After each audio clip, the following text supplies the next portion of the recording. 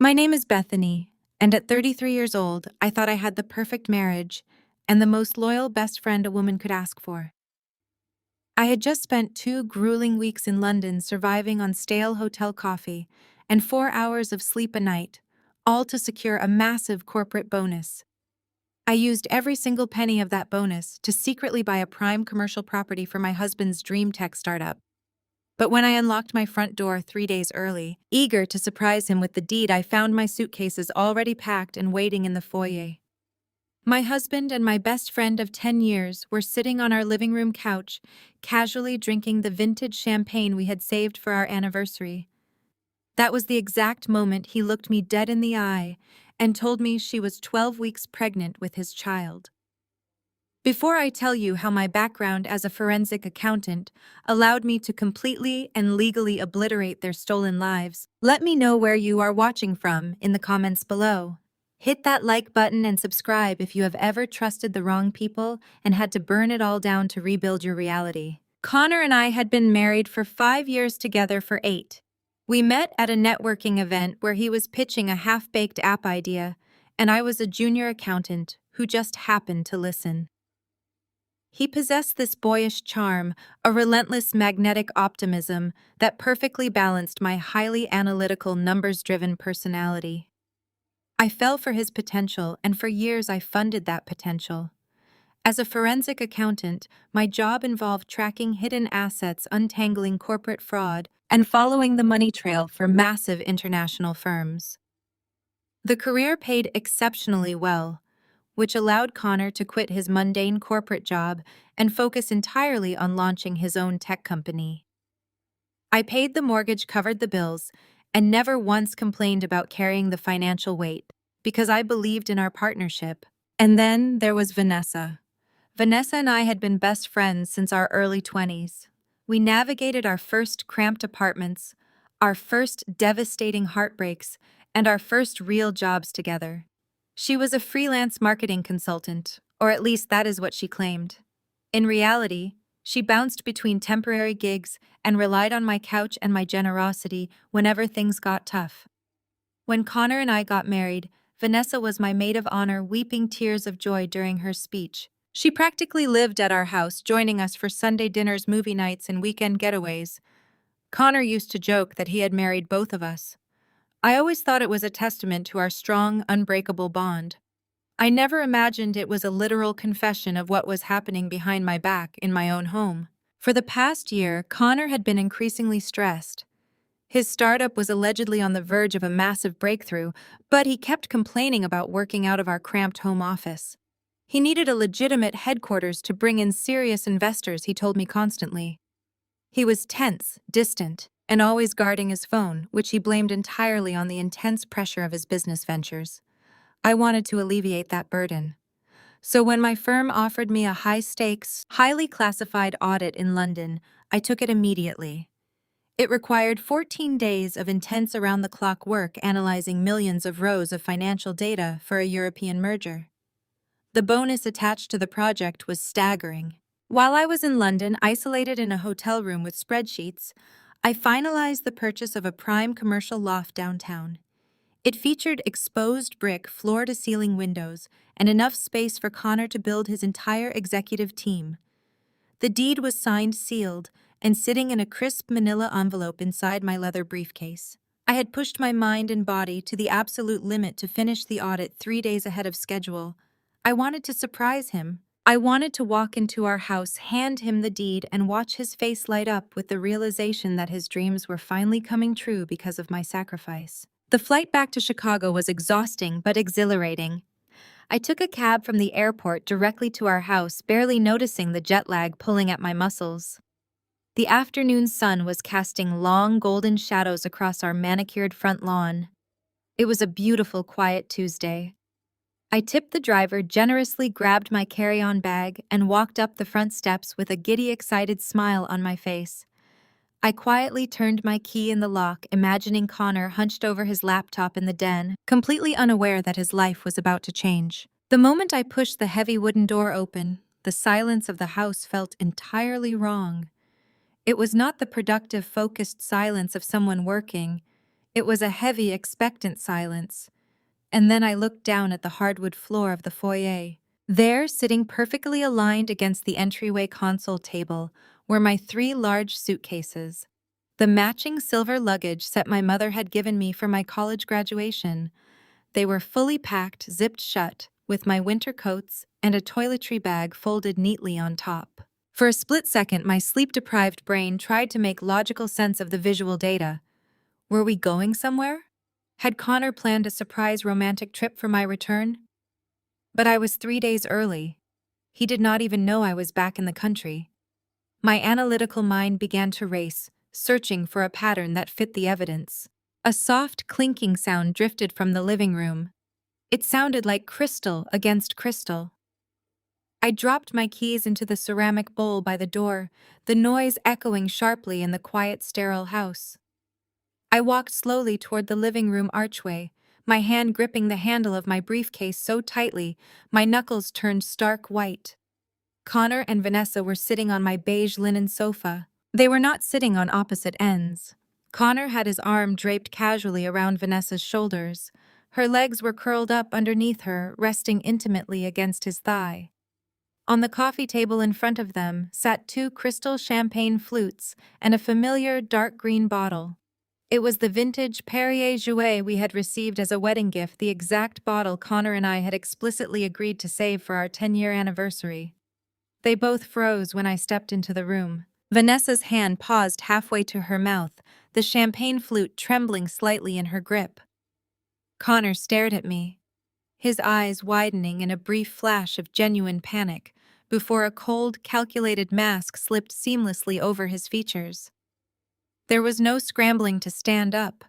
There was no frantic attempt to explain away the intimacy of their posture. The sheer audacity of their stillness sent a shockwave of ice straight through my veins. Bethany Connor said, his voice completely devoid of the warmth I had known for 8 years. "You are early." That was it. Not hello, not an explanation, just a sterile observation of my schedule. "What are my suitcases doing by the door?" I asked, my voice sounding detached, as if it belonged to a stranger observing a crime scene. I looked at the champagne bottle, then at Vanessa, who was now avoiding my gaze by staring intently at the rim of her glass. "Why are you drinking our anniversary champagne with my best friend on a Tuesday afternoon?" Connor slowly removed his arm from Vanessa's shoulders. He leaned forward, resting his elbows on his knees, and looked at me with an expression of pure, unadulterated clinical detachment. It was the look of a man executing a business transaction. "We need to have a conversation," he said smoothly. "And honestly, your arriving early just rips the Band-Aid off. I was going to call you in London tonight to explain the logistics of the situation, but since you are here, we will just handle it now." Handle what I demanded, my briefcase feeling heavier by the second.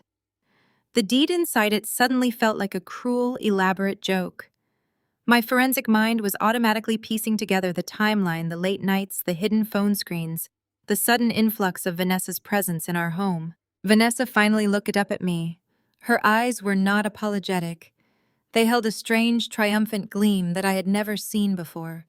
She placed her hand flat against her lower stomach, a deliberate, agonizingly slow movement designed to inflict maximum psychological damage. "Connor and I are together, Bethany," Vanessa said, her voice dripping with a fake, breathy sweetness that made my stomach churn.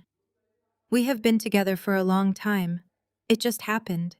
You were always working, always gone on business trips, always so intensely focused on your numbers.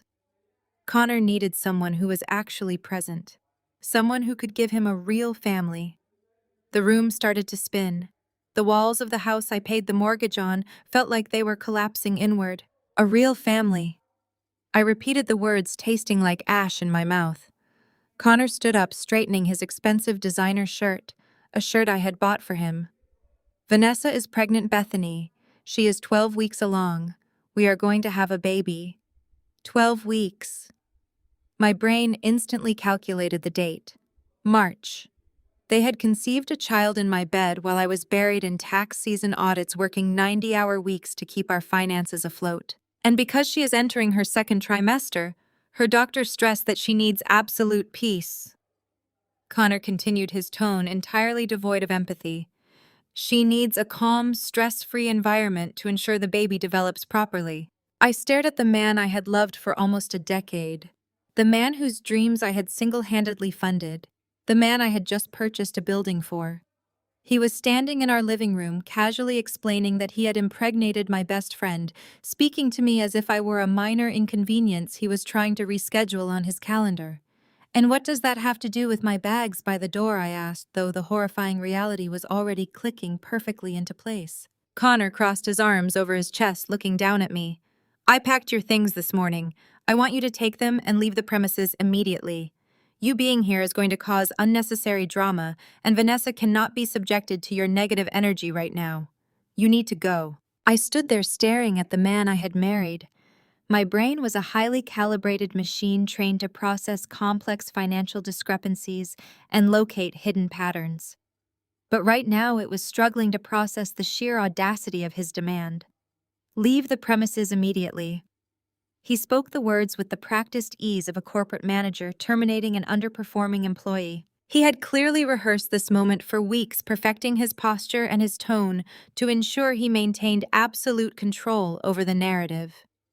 I took a slow breath, forcing oxygen into my burning lungs. The scent of the expensive candles I had bought for our anniversary filled the air, mocking me. "This is my house, Connor," I said, keeping my voice perfectly level, refusing to let the devastation bleed into my words. "I pay the mortgage. I pay the property taxes. I paid for the very same couch you are currently sitting on. You do not get to evict me from a home that I entirely fund." Connor scoffed and crossed his arms over his expensive designer shirt. "Let us not make this about money, Bethany," he replied, his tone dripping with condescension. "This is about what is best for the baby. Vanessa is carrying my child. She is entering a crucial stage of her pregnancy, and her doctor explicitly stated that she needs a stress-free environment. She needs peace to ensure the baby develops properly." He looked me up and down with an expression that bordered on absolute disgust. "You do not bring peace, Bethany. You bring stress. Your energy is entirely negative.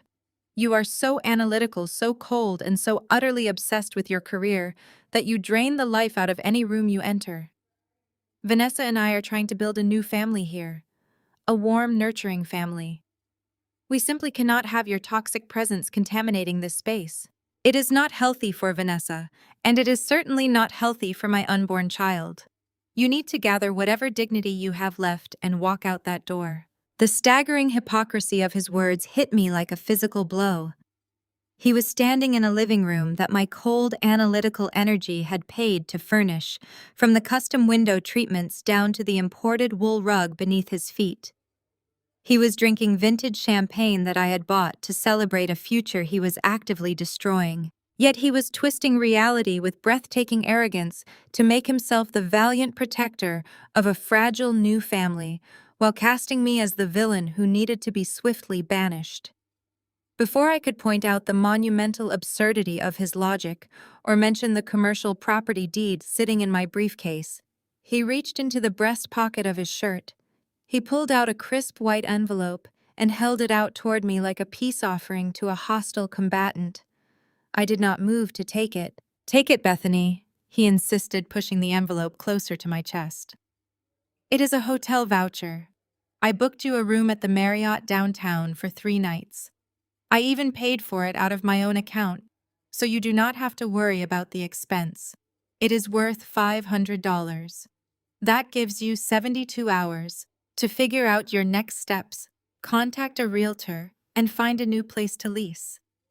I think that is more than generous, considering the circumstances." I stared at the white envelope suspended in the air between us. He was dismissing a 5-year marriage and an 8-year relationship with a prepaid hotel voucher that barely covered the cost of the organic groceries I bought for this house every single week. The sheer undeniable insult of it was almost worse than the infidelity itself. He truly believed he could buy my quiet compliance for $500 and send me packing into the night without a fight. "I want a clean break." Connor continued, his tone remaining brisk and businesslike. I will have my lawyer draft up the divorce papers by the end of the week. We can make this simple and amicable if you cooperate. Just take your bags, go to the hotel, and let us start our lives in peace. Do not make this harder than it has to be, Bethany. Walk away with some grace. That was the exact moment Vanessa finally decided to speak.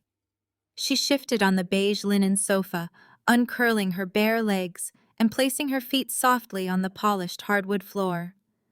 She smoothed down the fabric of her flowing maternity dress, a dress I instantly recognized because I had lent it to her 2 months ago when she claimed she had nothing nice to wear to a job interview. The betrayal was woven into her clothes. She looked up at me with wide, sorrowful doe eyes. It was a masterful performance.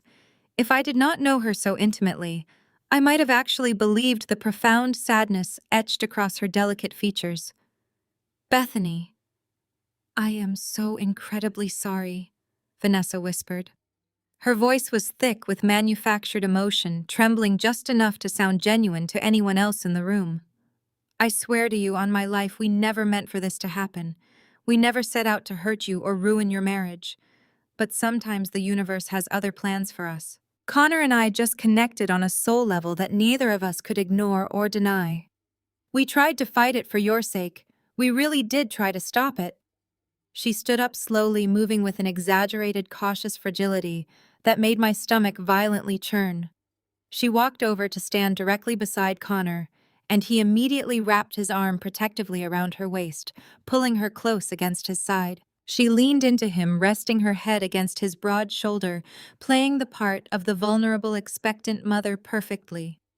Then she placed her right hand flat against her lower stomach, gently stroking the fabric of my dress over her barely visible pregnancy. I hope someday you can look back and find it in your heart to forgive us. Vanessa continued, her voice dropping to a sickly, sweet, weaponized register. I hope you can understand that true love cannot be paused for convenience. This baby is an absolute miracle, Bethany. And while I know you are hurting right now, I truly believe this is exactly how things were always meant to unfold for all of us. You will find someone who matches your intense drive and your corporate ambition. But Connor and I, we are meant to be a family. We hope you can eventually learn to be happy for us. No hard feelings. The absolute brazenness of her final words hung heavy in the stagnant air. No hard feelings. My best friend of 10 years, the woman who had stood beside me as my maid of honor, had slept with my husband, in my own bed, conceived a child with him, and was now offering me shallow platitudes about the universe and true love, while literally wearing my clothing. She was deliberately framing my utter devastation as a necessary stepping stone for her own romantic fairy tale ending. A lesser woman might have screamed loudly. A weaker woman might have thrown the heavy ceramic key bowl at their smug heads or fallen to her knees and begged for an explanation that made sense. But I was not weak, and I was not prone to useless emotional outbursts that yielded zero results. The initial blinding shock had burned away, leaving behind a cold, crystallized, and terrifying resolve. I realized in that precise, echoing second that any reaction I gave them would only fuel their twisted, delusional narrative. If I yelled, I would only prove Connor right about my toxic and aggressive energy. If I cried, I would hand Vanessa the ultimate satisfaction of being the undisputed victor in a competition I never even knew I was playing. I absolutely refused to give them anything they could use against me. I looked from Connor to Vanessa, committing every single detail of their smug, expectant faces to my permanent memory. I reached out with a perfectly steady hand and took the white envelope from the outstretched fingers of Connor. The thick paper felt rough against my skin. Without saying a word, I turned my back on them. I walked back into the foyer where my 3 silver suitcases were still lined up like tin soldiers against the console table. I grabbed my 2 large heavy bags. I opened the heavy front door, letting the warm late afternoon air wash over my face. As I stepped out onto the porch, pulling my luggage behind me, I heard the distinct, unmistakable sound of a champagne cork popping in the living room, followed by the melodic laughter of Vanessa. I closed the door and walked down the steps. The descent down the porch steps felt like walking on the surface of a foreign planet. The wheels of my heavy silver suitcases clattered loudly against the concrete, a harsh mechanical rhythm that completely drowned out the joyful sounds of my own neighborhood. I did not look back at the custom mahogany door or the manicured flower beds I had paid a landscaping company to plant just last month. I dragged my luggage to the edge of the sidewalk and hailed a passing city cab. The driver, a quiet man who expertly read the rigid tension in my posture, did not attempt small talk. He silently loaded my bags into the trunk and drove me toward the downtown Marriott. I watched the familiar Chicago streets blur past the window, my mind operating in a state of suspended animation. As a forensic accountant, I was trained to detach my emotions from the data. When you are auditing a massive corporation for wire fraud, you cannot let anger or pity cloud your judgment. You simply follow the numbers until the truth reveals itself. Right now, my personal life was the crime scene, and my brain was frantically trying to organize the catastrophic data into a coherent spreadsheet. The hotel lobby was a chaotic blend of tourists and business travelers. I stepped up to the front desk and handed the clerk the prepaid voucher Connor had so graciously provided. The clerk typed on his keyboard, his eyes scanning the screen before glancing up at me with a practiced, neutral expression. He handed me a plastic key card for a standard room on the fourth floor. I navigated the long, dimly lit hallway, my suitcases bumping against the patterned carpet. When I unlocked the door, the smell of industrial cleaning supplies and stale air conditioning hit me. The room was perfectly clean, but entirely devoid of character. A generic corporate bed, a basic television, a laminate desk. It was a stark, humiliating contrast to the sprawling, open-concept home I had painstakingly designed and funded. I left my bags by the door and walked slowly to the edge of the bed. I sat down on the stiff mattress, resting my hands on my knees.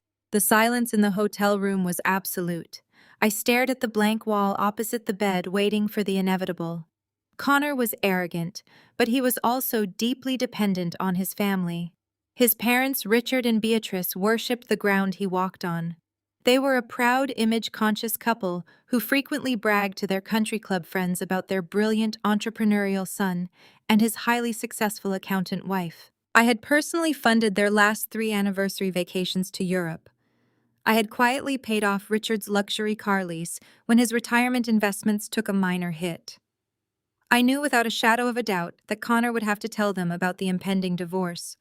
I also fully expected them to be utterly horrified. I anticipated a frantic, tearful phone call from Beatrice apologizing profusely for her son's unforgivable behavior and begging me to let them intervene. I waited for the outrage, for the maternal sympathy, for the validation that my entire world had not just been shattered for nothing. 30 minutes passed, then an hour. I sat perfectly still, watching the digital clock on the bedside table change numbers. Finally, my phone vibrated against the laminate wood of the nightstand. The caller identification displayed a smiling photo of Beatrice from a wine tasting event we had attended together last summer. A heavy wave of relief washed over my chest. The cavalry was calling. I was not entirely discarded. I cleared my throat, swallowed the dry lump of grief tightening my airway, and answered the call. Beatrice? I said, my voice cracking just a fraction of an inch. Bethany, Beatrice replied. Her tone was not warm. It was not tearful. It was not filled with the horrified apologies of a mother who had just learned her son had committed the ultimate betrayal. Her voice was sharp, crisp, and entirely composed. It was the exact tone she used when scolding a waiter for bringing her the wrong vintage of wine. Connor just called us, Beatrice continued, wasting zero time on pleasantries. He informed his father and me that you came home early from your business trip and created quite an uncomfortable situation at the house today. He said you were being incredibly difficult about the living arrangements. I blinked, staring blankly at the generic hotel art hanging on the wall. I created an uncomfortable situation. I repeated, my brain struggling to process the staggering distortion of reality. Beatrice, he had his pregnant mistress sitting on my sofa drinking my anniversary champagne. He kicked me out of the home that I pay for. I heard a heavy, exasperated sigh on the other end of the line. Let us not be dramatic, Bethany. Connor explained everything to us. He explained that Vanessa is carrying our grandchild. That is a blessing. A beautiful, unexpected blessing. And frankly, given the current circumstances, you causing a hysterical scene is the absolute last thing this family needs. The relief that had warmed my chest evaporated, leaving behind a freezing, desolate void. The data was shifting. The pattern was changing. I was expecting an ally, but I was currently speaking to a hostile witness. A blessing, I whispered, my grip tightening on the phone. He slept with my best friend Beatrice. He completely destroyed our marriage. Well, maybe if you had been a real wife to him, he would not have needed to look elsewhere. Beatrice snapped her polite facade, vanishing entirely. You cannot honestly be surprised by this, Bethany. You are a cold, workaholic bean counter. You spend 90 hours a week buried in spreadsheets and corporate audits. You fly off to London for weeks at a time. Connor is a passionate, visionary man. He needs a warm, naturally maternal woman to support him. He needs someone who is actually present to nurture his dreams. Vanessa is providing that for him. She is giving us a grandchild. You just gave us tax returns. The cruelty of her words was so precise, so surgically targeted at my deepest insecurities, that it literally stole the breath from my lungs. She was actively blaming me for my husband impregnating my best friend. She was weaponizing my career, the exact same career that had quietly funded her luxury vacations and her husband's car payments. She was erasing my financial sacrifices and reducing my entire worth to my inability to provide a biological child, while I was busy keeping their precious son out of bankruptcy. You are defending him, I stated, the terrifying reality finally solidifying in my mind. You are actually defending what he did. I am protecting my son and my unborn grandchild, Beatrice replied, her voice dropping to a low, menacing pitch. And that is exactly why I am calling you right now. Richard and I want to make this transition as smooth and painless as possible for everyone involved. Connor has generously provided you with hotel accommodations to give you time to sort out your personal logistics. We expect you to handle this divorce quietly and professionally. I sat motionless on the edge of the hotel bed, listening to the woman I had called family for 8 years actively orchestrate my erasure. You will not cause a scene, Beatrice commanded. You will not post anything about this on social media. You will not reach out to our mutual friends and try to paint Connor as the villain. And most importantly, Bethany, you will not ask for alimony or attempt to claim any stake in his new technology startup. He is on the verge of a massive breakthrough, and that money belongs to his new family. You make plenty of money at your accounting firm. You will walk away clean. And if I do not, I asked, my voice dropping to a dead flat calm. Beatrice let out a short, humorless laugh. Do not test us, Bethany. We have excellent lawyers. We have resources you cannot even begin to comprehend. We will protect Connor at all costs. We will drag out the legal proceedings until you are buried in legal fees and stress. We will make sure everyone in our social circle knows exactly what kind of neglectful, frigid wife you were. You do not want to go to war with this family. Take the high road. Sign the papers when Connor sends them. Let him build his life with Vanessa in peace. The line went dead. I lowered the phone from my ear. The screen went dark, reflecting my own face back at me in the quiet, sterile hotel room. A single tear escaped, rolling down my cheek and landing silently on my pristine, tailored suit pants. I wiped it away with the back of my hand. I did not cry again. The shock was entirely gone now. The devastating sorrow of losing my husband and my best friend was instantly eclipsed by something much darker and infinitely more powerful. Beatrice had just confirmed exactly what I was dealing with. This was not just a case of a cheating husband. This was a fully united front. Connor, Vanessa, Richard, and Beatrice were all standing together, operating under the shared delusion that I was a weak, emotional workaholic who would simply fold under their collective pressure. They genuinely believed I would shrink away into the shadows, too humiliated and intimidated by their social standing to fight back. They thought my analytical nature was a flaw, a sign of emotional frigidity. They completely forgot that my analytical nature was the exact weapon I used to destroy corporate empires for a living. I stood up from the edge of the bed. I walked over to my large silver suitcase and unzipped the main compartment. I bypassed my clothing and pulled out my encrypted work laptop. I carried it over to the small laminate desk in the corner of the hotel room and plugged it into the wall outlet. I opened the screen and watched it illuminate the dark room with a bright blue glow. Beatrice was right about one thing. I was a cold bean counter. I understood numbers better than I understood people. Numbers never lied. Numbers never slept with your best friend. Numbers never called you on the phone to gaslight you into abandoning your own home. And as a forensic accountant, I knew exactly how to follow the numbers until they brought the entire corrupt structure crashing down to the ground. I was entirely alone against a united front, but they had absolutely no idea who they had just declared war against. I cracked my knuckles, placed my fingers over the keyboard, and began to trace the money. The harsh morning sunlight creeping through the gap in the heavy hotel curtains finally forced me to blink. I had spent the entire night hunched over my laptop, staring at the initial layers of our joint financial statements. My eyes were burning and my spine was rigidly locked from sitting in the cheap laminate desk chair for 8 consecutive hours. Despite the physical exhaustion, my mind was operating with terrifying crystal-clear precision. I was just beginning to map out the preliminary architecture of Connor's spending habits when my cell phone shattered the absolute quiet of the room. It vibrated violently against the faux wood grain of the desk, a relentless mechanical buzzing that signaled a massive and sudden influx of data. I assumed Connor was finally sending his list of demands, or perhaps Beatrice was calling back to deliver another round of highly polished corporate-styled threats. I reached for the device, my fingers stiff and cold, and swiped the screen awake. It was neither of them. My lock screen was absolutely buried under an avalanche of social media notifications.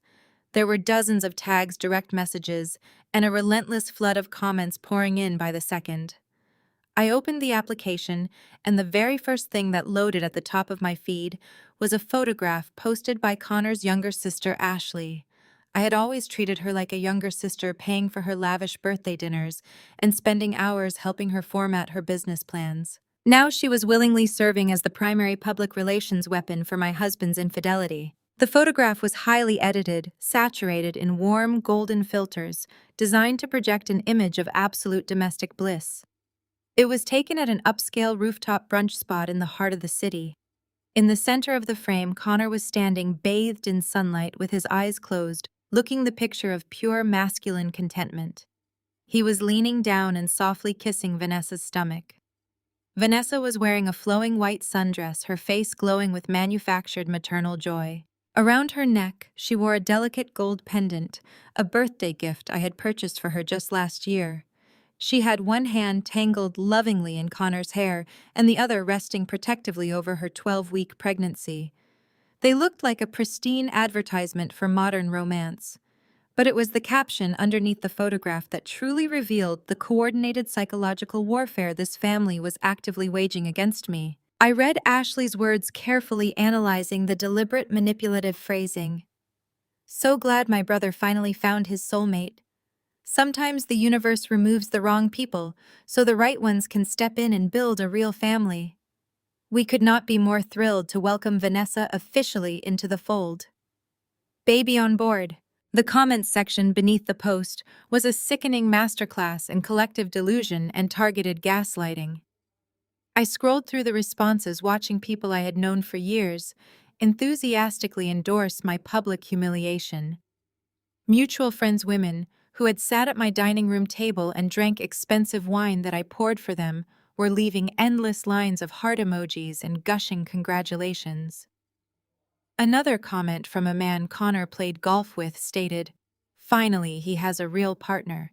It is about time he got out of that toxic situation." They were actively and aggressively rewriting history in real time. They were taking my 5 years of relentless financial support, my grueling work schedule that kept Connor from drowning in his own debt, and framing it as cruel neglect. They were spinning a masterful narrative where I was the villainous, cold-hearted corporate wife who had emotionally starved her husband, forcing him to seek refuge and warmth in the arms of my incredibly selfless best friend. Vanessa was being elevated to the status of a maternal savior. Connor was being painted as a liberated man finally grasping his true destiny. And Beatrice's manicured fingerprints were undeniably smeared all over this coordinated campaign. She had commanded me to stay quiet and to take the high road while simultaneously authorizing her daughter to launch a preemptive public strike against my character. They wanted to ensure that by the time I even thought about speaking up, the entire social circle would have already accepted their sanitized, romanticized version of the betrayal. A normal person would have thrown the phone across the room in a fit of rage. But I knew that engaging in a public screaming match in a comment section was exactly what they wanted. It would make me look unhinged. It would perfectly confirm their carefully crafted narrative that I was a bitter, unstable woman lashing out at their beautiful new family. I absolutely refused to give them a single syllable of reaction. I took 3 slow, steady breaths, calming my central nervous system. I meticulously took screenshots of the post, the caption, and every single comment. I saved the high-resolution files to a secure encrypted cloud folder labeled social media evidence. I was not building a defense. I was simply cataloging the exact list of people who would eventually be profoundly humiliated when the actual truth came to light. I set the phone down on the laminate desk and turned my attention back to the glowing screen of my laptop. I needed to focus on the objective data. The social media circus was nothing more than a cheap distraction, a shiny object meant to keep me looking in the wrong direction, while the real damage was being executed behind the scenes. My phone vibrated again. This time it was not a social media notification. The screen lit up with a stark red banner that instantly commanded my full professional attention. It was an urgent, automated alert from my primary banking institution. My heart rate slowed to a steady, methodical rhythm. The noise of the internet faded entirely away. I immediately logged into the secure banking portal on my laptop. I navigated past the two-factor authentication protocols and opened the dashboard for the primary joint savings account I shared with Connor. I watched the screen closely as the numbers refreshed in real time. A pending wire transfer for $25,000 had just been initiated. The destination was an external account registered solely in Connor's name at a completely different banking institution. I hit the refresh key again. Another pending transaction appeared directly beneath the first one. This time, it was a withdrawal of $15,000 routed to a premier family law firm located in the downtown financial district. He was actively draining our joint savings account right before my eyes. It was a brilliant, ruthless move from a man who truly thought he held all the cards. Connor assumed I was currently lying in a cheap hotel bed, weeping hysterically over his sister's Instagram post. He calculated that I would be far too paralyzed by grief, humiliation, and social media shame to even think about monitoring our financial portals. He believed he had a solid 24-hour window to legally strip our shared liquid assets before I gathered the emotional strength to check the balances. He was literally using my own money to fund the aggressive lawyer he had just hired to fight me in court. I sat in the stiff hotel chair, bathing in the blue light of the monitor, watching the balances plummet closer and closer to zero. I did not click the red button to cancel the pending transfers. I did not call the fraud department to freeze the account. I simply sat there perfectly still and watched him take the bait. Connor was incredibly arrogant, but he was not exceptionally smart. He had just handed me the exact thread I needed to pull to unravel his entire financial existence. He thought he was quietly draining my resources to leave me destitute. But he did not realize I had already set up impenetrable financial contingencies months ago. More importantly, in his rush to secure the funds, he had just carelessly given me the exact routing numbers to his hidden external accounts, the very accounts I needed to track the fake startup he claimed to be building. I smiled in the empty, sterile room. The social media smear was a carefully crafted illusion. The financial freeze was a catastrophic tactical error. He wanted to play a ruthless game of numbers with a forensic accountant. I cracked my knuckles, placed my fingers over the keyboard, and prepared to show my husband exactly what a cold, workaholic bean counter could do. I pulled my encrypted work laptop closer and adjusted the screen angle. The hotel Wi-Fi was unsecure and practically begging to be breached, so I immediately routed my connection through a double-encrypted virtual private network located in Switzerland. I was not about to leave a digital footprint for Connor or anyone else to find. Connor always thought my job was boring. He used to tune out whenever I talked about audit trails or financial compliance at dinner parties. He genuinely believed that because I worked with spreadsheets, I was just a glorified calculator. He never grasped that forensic accounting is essentially digital bloodhound work. We do not just count money, we hunt it down. We tear apart corporate illusions and expose the rats hiding in the drywall. I opened a secure terminal and began running trace algorithms on the routing numbers Connor had so generously provided during his panicked wire transfers. My husband was a creature of intense ego but profound intellectual laziness. He used the same variations of his birth date, our wedding anniversary, and his favorite sports teams for every single password he possessed. It took me exactly 14 minutes to bypass the rudimentary security protocol on his new external bank account. He had not even bothered to set up two-factor authentication. He was so confident in his own brilliance that he left the front door completely wide open. Once I was inside the private portal, the financial architecture of his secret life laid itself bare across my screen. I opened a new spreadsheet and began exporting the transaction history going back 12 full months. I needed to see the entire skeleton of the tech startup he and Vanessa had supposedly been building. For the past year, Connor had been claiming he was on the verge of a revolutionary software launch. He constantly cited long hours pitch meetings and aggressive development sprints to excuse his absences and his drained bank accounts. I started sorting the data by vendor payouts. In a legitimate tech startup, you expect to see massive overhead for cloud hosting services, software, licensing developer payroll, and hardware acquisitions. I scanned the exported ledger line by line. The numbers were glaringly wrong. There were absolutely no payments to Amazon Web Services. There were no invoices from independent software developers.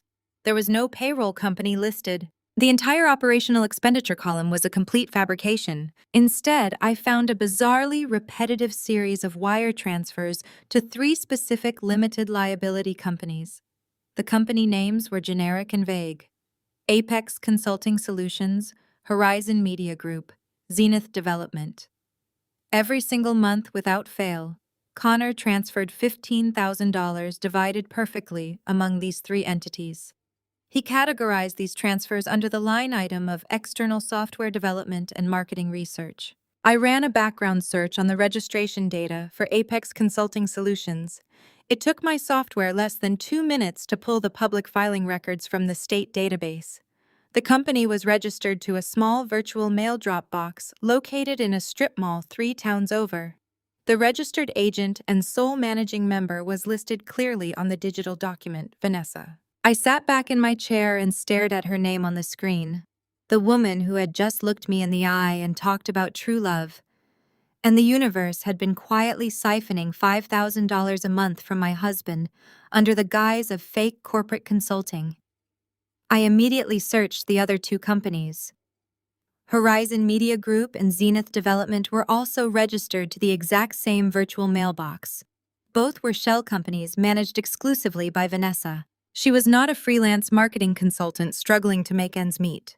She was an active co-conspirator in a coordinated embezzlement scheme. Connor was literally paying his mistress a massive monthly salary to sleep with him, and he was coding it as a business expense for his non-existent tech company.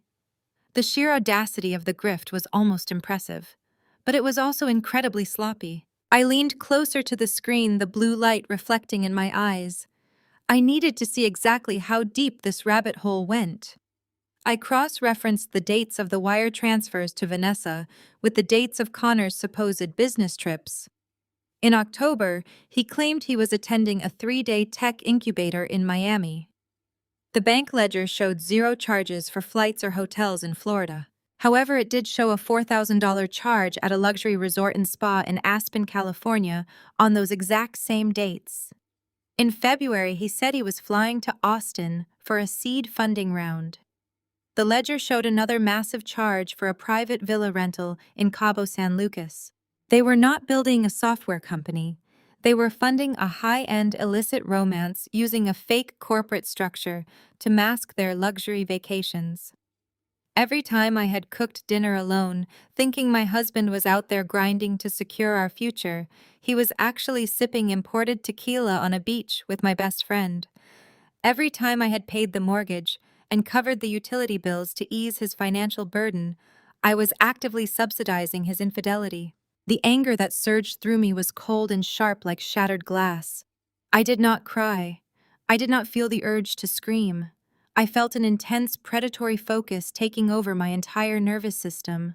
I highlighted the fraudulent vendor invoices and color-coded the luxury travel expenses.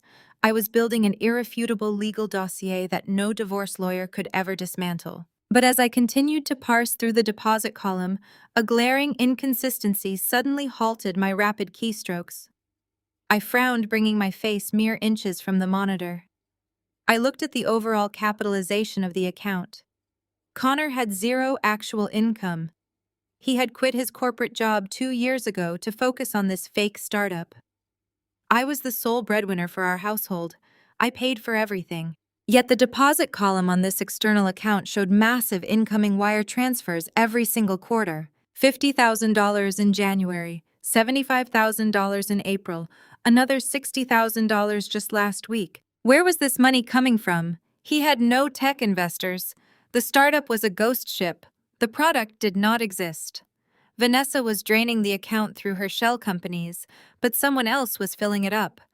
I traced the incoming routing numbers backward through the banking portal. The funds were not coming from a venture capital firm. They were not coming from an angel investor or a small business loan. The money was being transferred from a private wealth management institution. I ran the routing number through my firm's institutional database. The bank identified was a conservative wealth management group known for handling retirement portfolios and pension disbursements for high net worth clients. Connor had absolutely no accounts with this institution. He did not have a retirement portfolio. He had credit card debt. I sat perfectly still, listening to the low hum of the hotel air conditioning unit. A new, horrifying hypothesis began to form in my mind. If Connor was not earning the money and he was not raising the money from investors, there was only one logical place a man with his specific lack of morals could acquire hundreds of thousands of dollars in steady quarterly drops.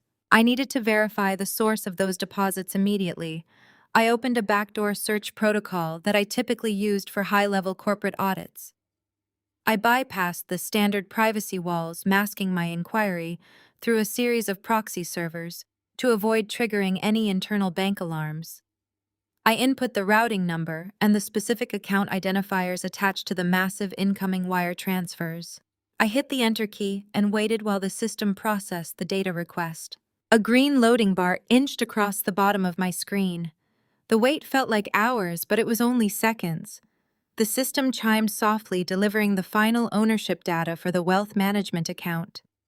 I read the names on the screen and all the air completely left the room. The account did not belong to a mysterious tech investor. It did not belong to a silent business partner. The account was a joint retirement trust registered to Richard and Beatrice, Connor's parents. The very same parents who had just called me to aggressively demand my silence and threaten me with their immense wealth and resources. My husband was not just cheating on me with my best friend, he was systematically and ruthlessly embezzling his own parents' life savings to fund the affair.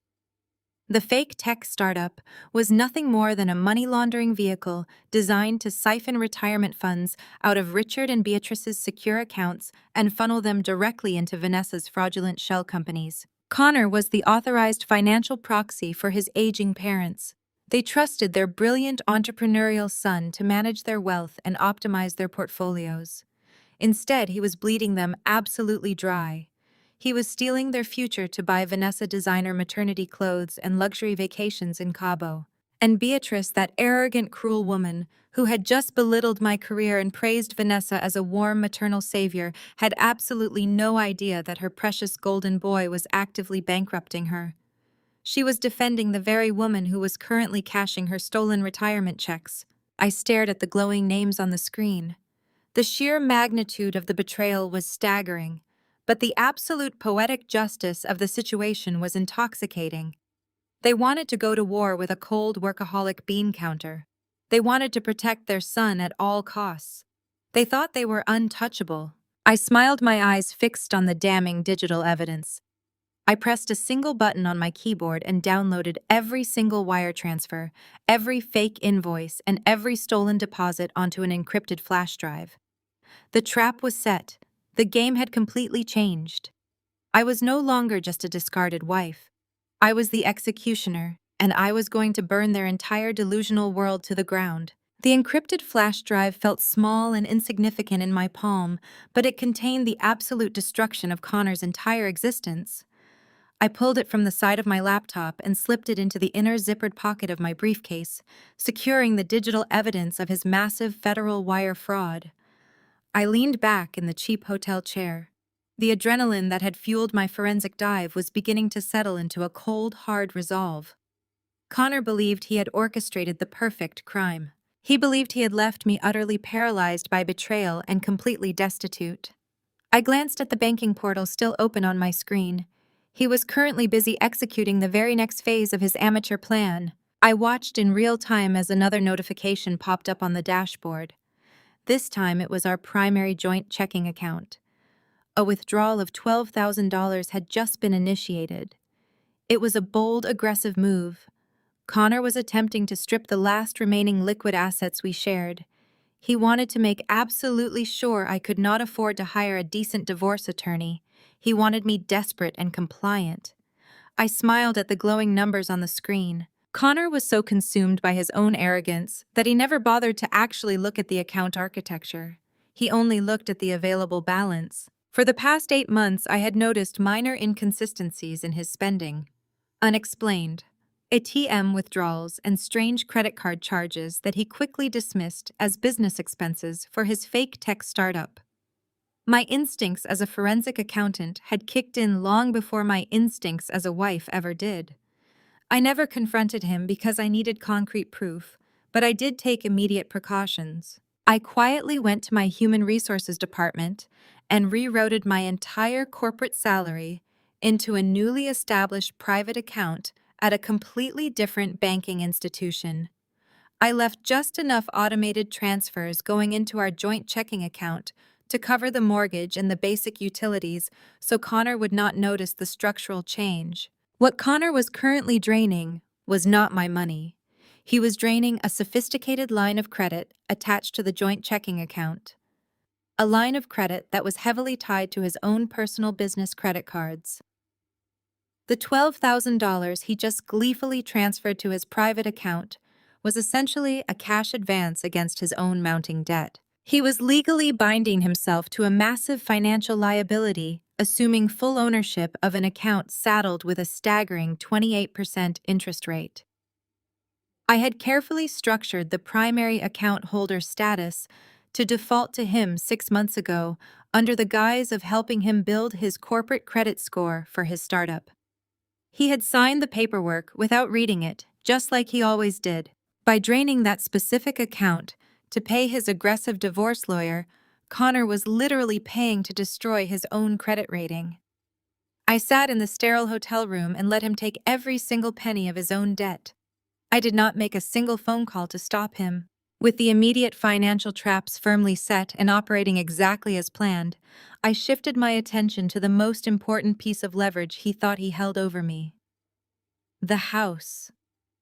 Connor had stood in my living room and boldly evicted me from my own property.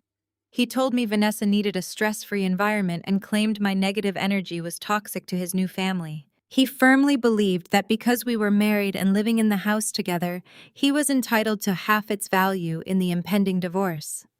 He thought he could force me to buy him out or sell the property and split the equity, giving him a massive cash windfall to start his new life with Vanessa.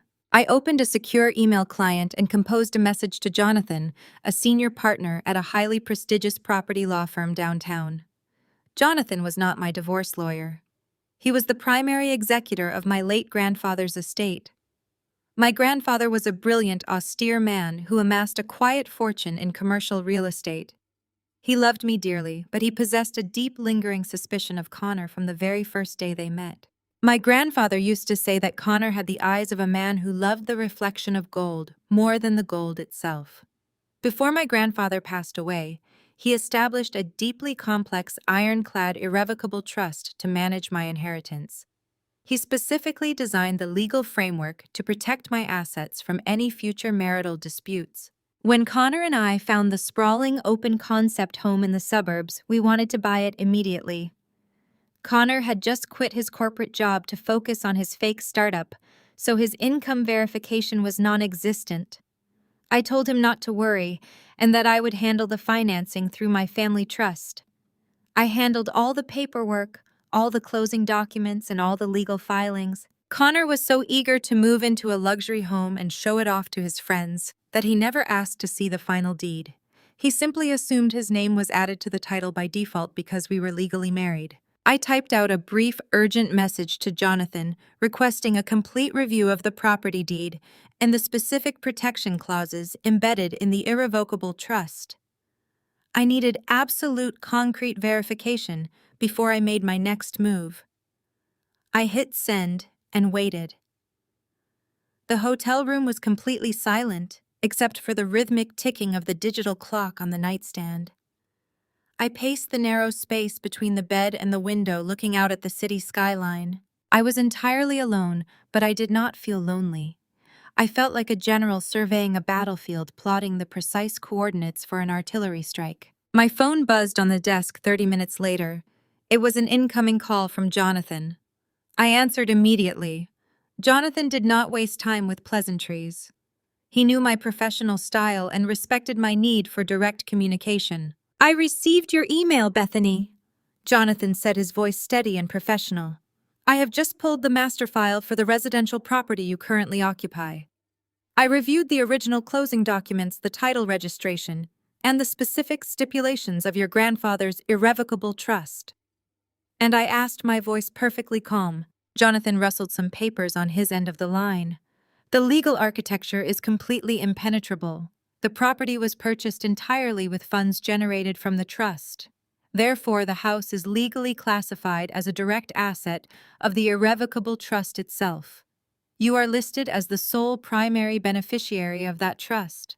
Connor is not listed on the deed. His name does not appear on any of the municipal property tax registries or the title insurance documents. Because the home was purchased by the trust and not by you as an individual, it is completely insulated from any standard marital asset division laws in this state." I closed my eyes and let out a long, slow breath.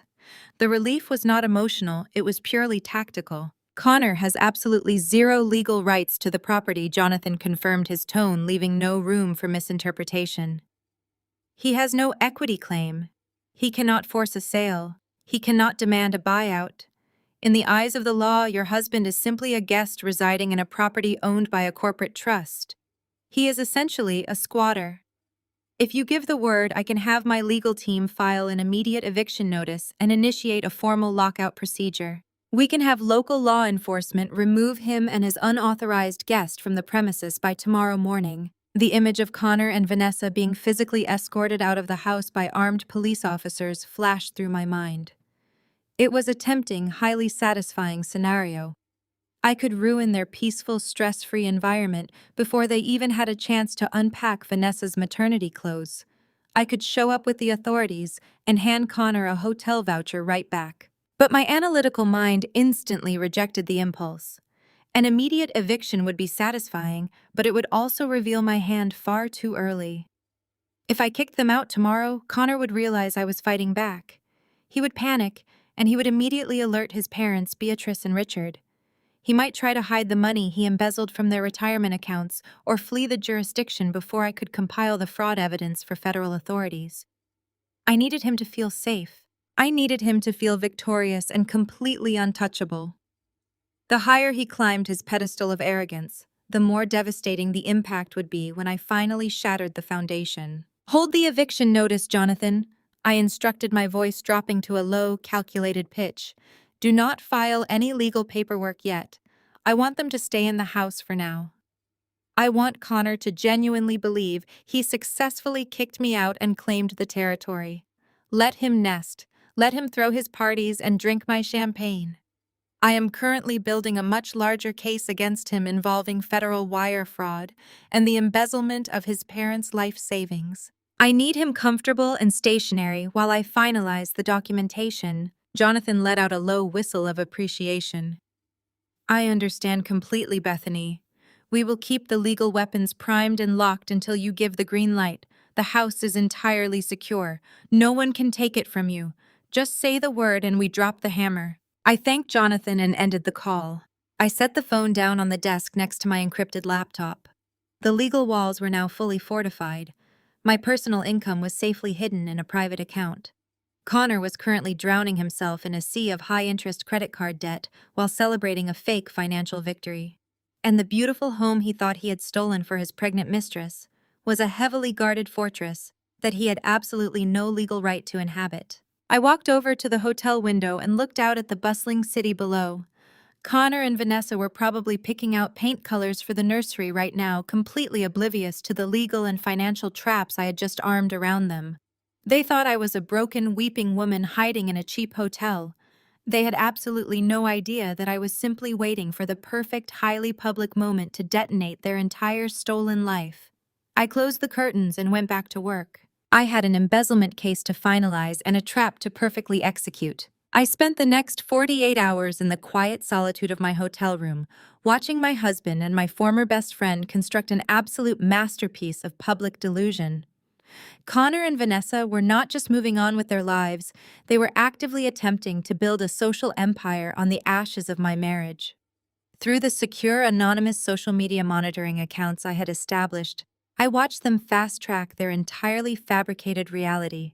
Connor was positioning himself as a highly successful technology chief executive officer who had finally found his ultimate muse. Vanessa was playing the role of the glowing, aristocratic mother-to-be.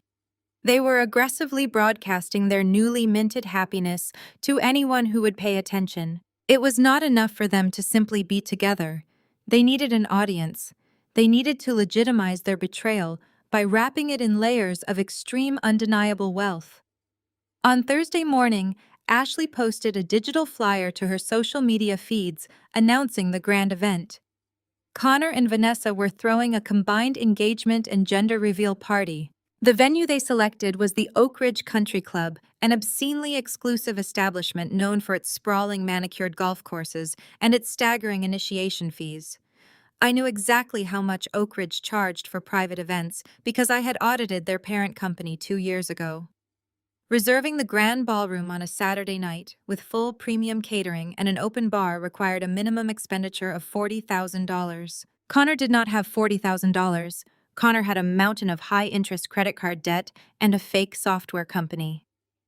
But he was currently sitting on the massive pile of cash he had ruthlessly embezzled from his own parents' retirement trust fund. He was taking Richard and Beatrice's hard-earned life savings and blowing it on ice sculptures, imported champagne, and custom floral arrangements just to prove to the city that he was a winner. The sheer scale of the financial recklessness was breathtaking. He was burning through stolen money at a terrifying velocity, completely blinded by his own narcissism. He wanted to parade Vanessa around the ballroom and accept the applause of investors who had no idea they were looking at a federal criminal. I was taking a brief break from compiling the offshore bank routing numbers when a sharp knock sounded at my hotel room door. I closed the encrypted laptop screen and walked over to the entryway, checking the peephole. It was the young front desk clerk holding a small silver tray. I opened the door and he extended the tray toward me with a polite nod. "A courier just dropped this off for you at the front desk," he explained, his voice quiet in the empty hallway. He said it was highly time-sensitive. I thanked the clerk and took the item. It was a thick, oversized envelope crafted from heavy cream-colored cardstock. The paper was so thick it practically felt like cardboard. The front of the envelope was adorned with elaborate gold foil embossing, displaying my full legal name in a sweeping, pretentious cursive font. I closed the hotel door and walked back to the laminate desk, weighing the envelope in my hands. It reeked of Vanessa. It smelled faintly of the expensive floral perfume I had bought for her last Christmas. The attention to detail, the dramatic courier delivery, the sheer excessive cost of the stationery, it was all a highly calculated psychological strike. I slid my finger under the gold foil seal and carefully opened the envelope. Inside was an intricate laser-cut invitation to the Oak Ridge Country Club engagement and gender reveal gala. The card was decorated with subtle pastel colors and featured a professionally shot photograph of Connor and Vanessa embracing in a sunlit garden. They had clearly hired a high-end photographer immediately after kicking me out of my own home to capture their fake domestic bliss. But the printed invitation itself was not the main event. Tucked carefully behind the thick cardstock was a smaller piece of matching cream stationery. It was a handwritten note. The ink was a dark, elegant navy blue. I recognized the loopy, slightly exaggerated handwriting instantly. Vanessa had written it herself. She could not resist the urge to twist the knife one final time. She needed to assert her absolute dominance over the woman who had financially supported her for a decade. She wanted to make sure I knew exactly where I stood in the new social hierarchy she was desperately trying to build.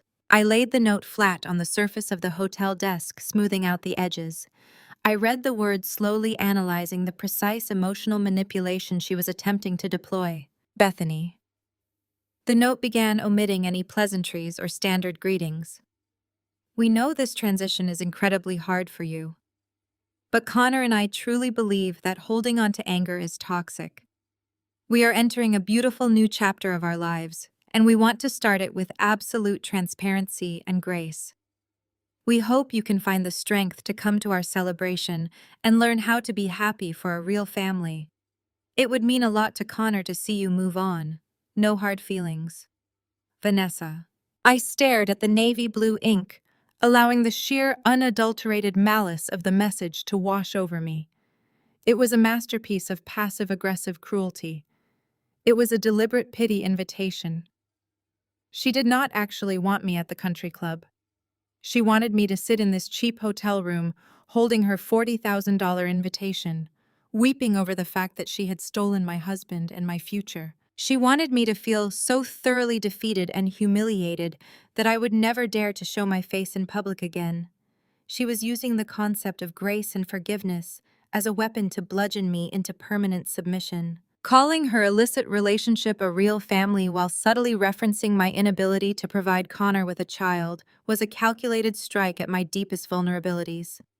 Telling me to learn how to be happy for them was an attempt to position herself as the morally superior victor. And the final sign off no hard feelings was the ultimate dismissal of my entire existence. She was telling me that my pain was irrelevant.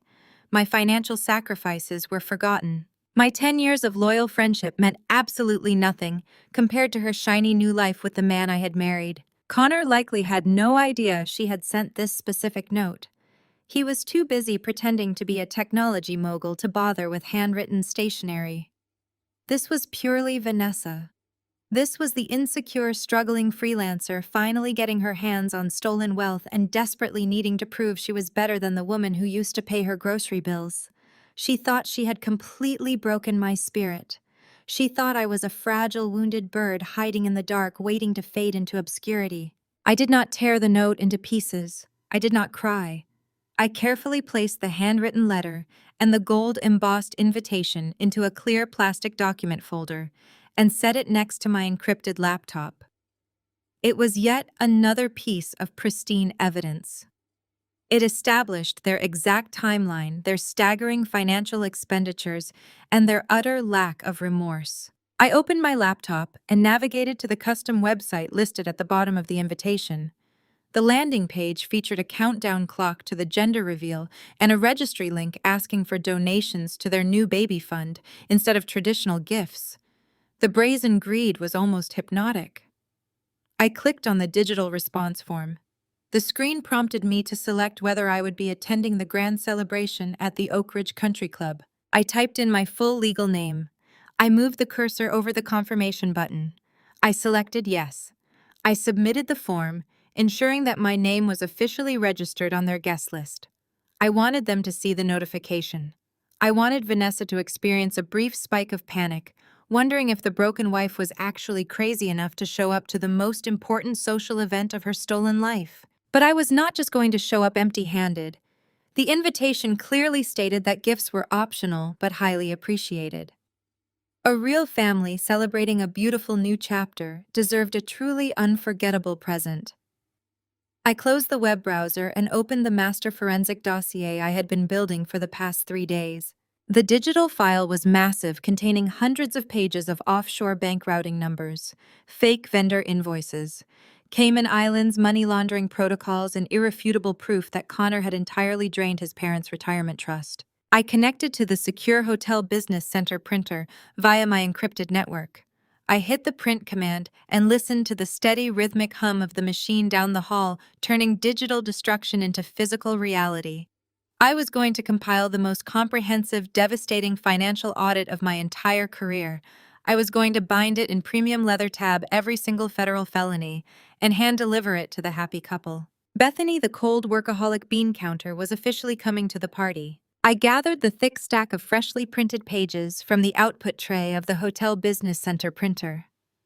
The sheer weight of the forensic audit felt deeply satisfying in my hands. It was Thursday morning, exactly 48 hours before Connor and Vanessa were scheduled to parade their stolen wealth across the grand ballroom of the Oak Ridge Country Club. I carried the massive stack of paper back to my room and spent the next 2 hours meticulously organizing the data into a premium black leather binder. I used color-coded tabs to separate the various federal offenses: red for wire fraud, blue for offshore money laundering, yellow for the systematic embezzlement of the retirement trust. It was a masterpiece of financial destruction. As I was snapping the final metal ring of the binder shut, my cell phone vibrated violently against the laminate desk. I glanced at the screen, expecting to see another notification from my secure banking portal. Instead, the caller identification displayed a name that genuinely surprised me. It was Richard, my father-in-law. Connor's father was a man who practically lived on a golf course. He was a retired corporate executive who took immense pride in his social standing and his ability to project an image of effortless generational wealth. He rarely called me directly. Our interactions had always been filtered through Beatrice or Connor.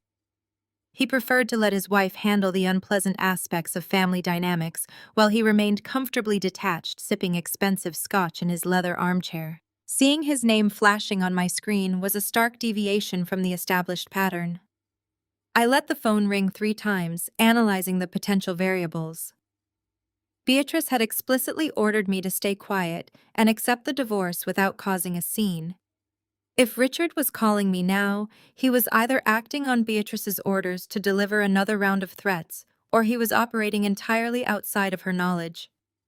I pressed the answer button and brought the phone to my ear. I did not offer a polite greeting. I simply waited. Bethany, Richard said, his voice dropping to a harsh, urgent whisper. "Are you there? I need to speak with you quickly." I could hear the distinct sound of a bathroom exhaust fan running in the background. He was hiding. The proud, wealthy patriarch of the family was huddled in a bathroom trying to conceal a phone call from his own wife. "I am here, Richard," I replied, keeping my tone perfectly neutral. "What do you want?" He cleared his throat, a nervous, defensive sound. "Bethany, I know things are incredibly tense right now. I know what Connor did is unacceptable, and Beatrice was far too aggressive with you on the phone the other day. We are just trying to navigate a very complicated family situation. I want you to know I have always respected you." I did not interrupt his pathetic attempt at diplomacy. I simply let the silence stretch out, forcing him to sit in his own discomfort. "Look," Richard continued, his voice growing even more strained. "I am calling you because I am in a rather embarrassing bind and I need your help. A temporary favor just between the two of us. Beatrice cannot know I am asking you this. It would absolutely destroy her pride to know I reached out to you after she explicitly told you to walk away." I leaned back in the cheap hotel chair, my eyes resting on the thick black leather binder sitting on the desk. "You need a favor from the woman your son just threw out on the street," I stated the facts coldly. "You want a favor from the cold workaholic bean counter your wife just threatened with legal ruin. What exactly could you possibly need from me, Richard?" He let out a heavy, shaky breath. "I need a short-term loan, Bethany. I need $10,000 transferred to my private checking account by tomorrow morning." I gripped the edge of the desk. $10,000. The request was so absurdly specific that my mind instantly began running the numbers against the master ledger I had just printed. "Why do you need $10,000? I asked. "You and Beatrice have a massive retirement trust. You boast about your investment portfolios at every single holiday dinner. Just call your wealth management firm and request a standard disbursement." "That is the problem," Richard whispered, his voice cracking with genuine panic. "I tried to do exactly that yesterday. But the bank is telling me our primary disbursements are mysteriously delayed. They claim there is some sort of administrative hold on the liquid assets due to an unexpected volume of recent withdrawal activity." "I do not understand banking logistics the way you do, Bethany. Connor usually handles all of our trust interfaces. I tried calling him, but he is completely overwhelmed with the preparations for this massive party on Saturday. I cannot burden him right now. He is under enough pressure finalizing the details for his investors." My pulse quickened. The administrative hold was not a mystery. It was the automatic fraud trigger kicking in because Connor had been stripping the accounts at a terrifying velocity to pay for the country club. "The timing could not possibly be worse," Richard pleaded. "Our quarterly membership dues for the Oak Ridge Country Club are automatically processed on Friday. Because of this ridiculous bank error, our account balance is currently insufficient to cover the draft. If that payment bounces, Oak Ridge will immediately suspend our membership privileges. Bethany, they will post our names on the delinquent account board in the main clubhouse. All of our friends will see it. Worse, they could cancel Connor's engagement party reservation right out from under him. He has investors flying in. It would be an absolute social and professional catastrophe for this family. I know the club bylaws because you audited them last year. They do not grant extensions for failed payments. I will pay you back the moment the bank clears this administrative error. I promise you, with full interest. Just $10,000, Bethany. Please." I stared at the ceiling of the hotel room, the pieces of the puzzle locking together with devastating clarity. Connor had not just embezzled their future. He had drained the absolute last drop of liquid capital from their trust to pay the $40,000 venue deposit for the party and buy Vanessa's engagement ring. He had literally left his parents with zero operating cash. The administrative hold was the bank freezing the remaining fractions of the account to investigate the suspicious activity. Richard was begging the woman he had just discarded to save him from the public humiliation his own son was secretly causing. The sheer tragic irony of the situation was almost intoxicating. Connor was a parasite bleeding his host dry to look like a king, and Richard was actively trying to protect the parasite from stress. I did not laugh. I did not tell Richard that his golden boy was a federal criminal. I looked at the black leather binder filled with the exact banking data he was so confused by. "Richard," I said, my voice dropping to a smooth, reassuring tone. "Do not panic. I completely understand how stressful banking errors can be. I know exactly what is happening with your retirement accounts, and I know exactly how to fix the administrative hold. You do not need to worry about a thing." Richard let out a massive sigh of relief. "Thank you, Bethany. I knew you would be reasonable. I knew we could count on your financial expertise. When can you transfer the funds?" "I will not be transferring anything electronically," I replied smoothly. "I prefer to handle sensitive financial matters in person. I will be attending the engagement party at the country club on Saturday. I will bring the complete resolution to your financial issues and hand-deliver it to you and Connor directly. You will have everything you need by the time the night is over. I promise." Friday morning, exactly 24 hours before Connor and Vanessa were scheduled to parade their stolen wealth across the grand ballroom of the Oak Ridge Country Club, I was sitting at the laminate desk in my hotel room, finalizing the color-coded index of my master forensic ledger. The heavy silence of my room was suddenly broken by a sharp, aggressive knock at the door. I closed my encrypted laptop and walked over to check the peephole. It was not the young front desk clerk. It was a broad-shouldered man in a cheap suit holding a thick manila envelope, a process server. I opened the door and accepted the package without a word. Inside was a formal legal summons printed on heavy watermarked paper. It was from a highly aggressive, notoriously ruthless family law firm located in the downtown financial district. The letter demanded my immediate presence for an emergency settlement conference regarding the dissolution of my marriage to Connor. The language was not polite or collaborative. It was a direct, heavily veiled threat commanding me to appear at their offices by noon. I smiled reading the aggressive legal jargon. Connor was getting desperate. With his parents' retirement accounts frozen by the bank's automated fraud triggers and his stolen cash rapidly depleting, he needed to secure his ultimate prize before the walls closed in around him. He needed the house. I changed into a conservative muted gray suit. I pulled my hair back into a severe, tight bun and purposely skipped my usual makeup routine. I wanted to look exhausted, diminished, and thoroughly defeated. I wanted to give them exactly the broken, terrified woman they expected to see. I took a city cab to the law firm, mentally rehearsing my performance the entire way. The office was explicitly designed to intimidate.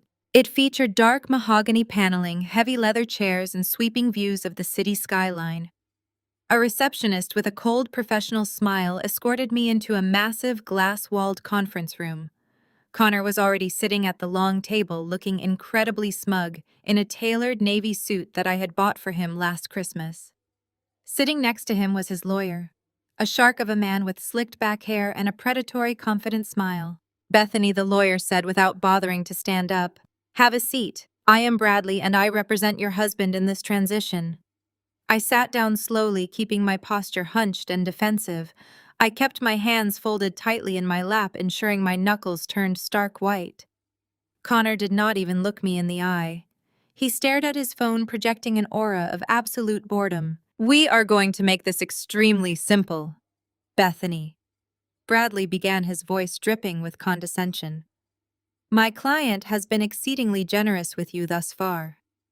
He provided you with temporary lodging and asked for a quiet, amicable separation so he could focus on his new family and his rapidly expanding technology company. But unfortunately, we have discovered some deeply troubling information regarding your recent activities." I widened my eyes, injecting a perfect note of forced panic into my expression. "What are you talking about?" I asked, my voice trembling just a fraction. Bradley slid a glossy black folder across the polished mahogany table.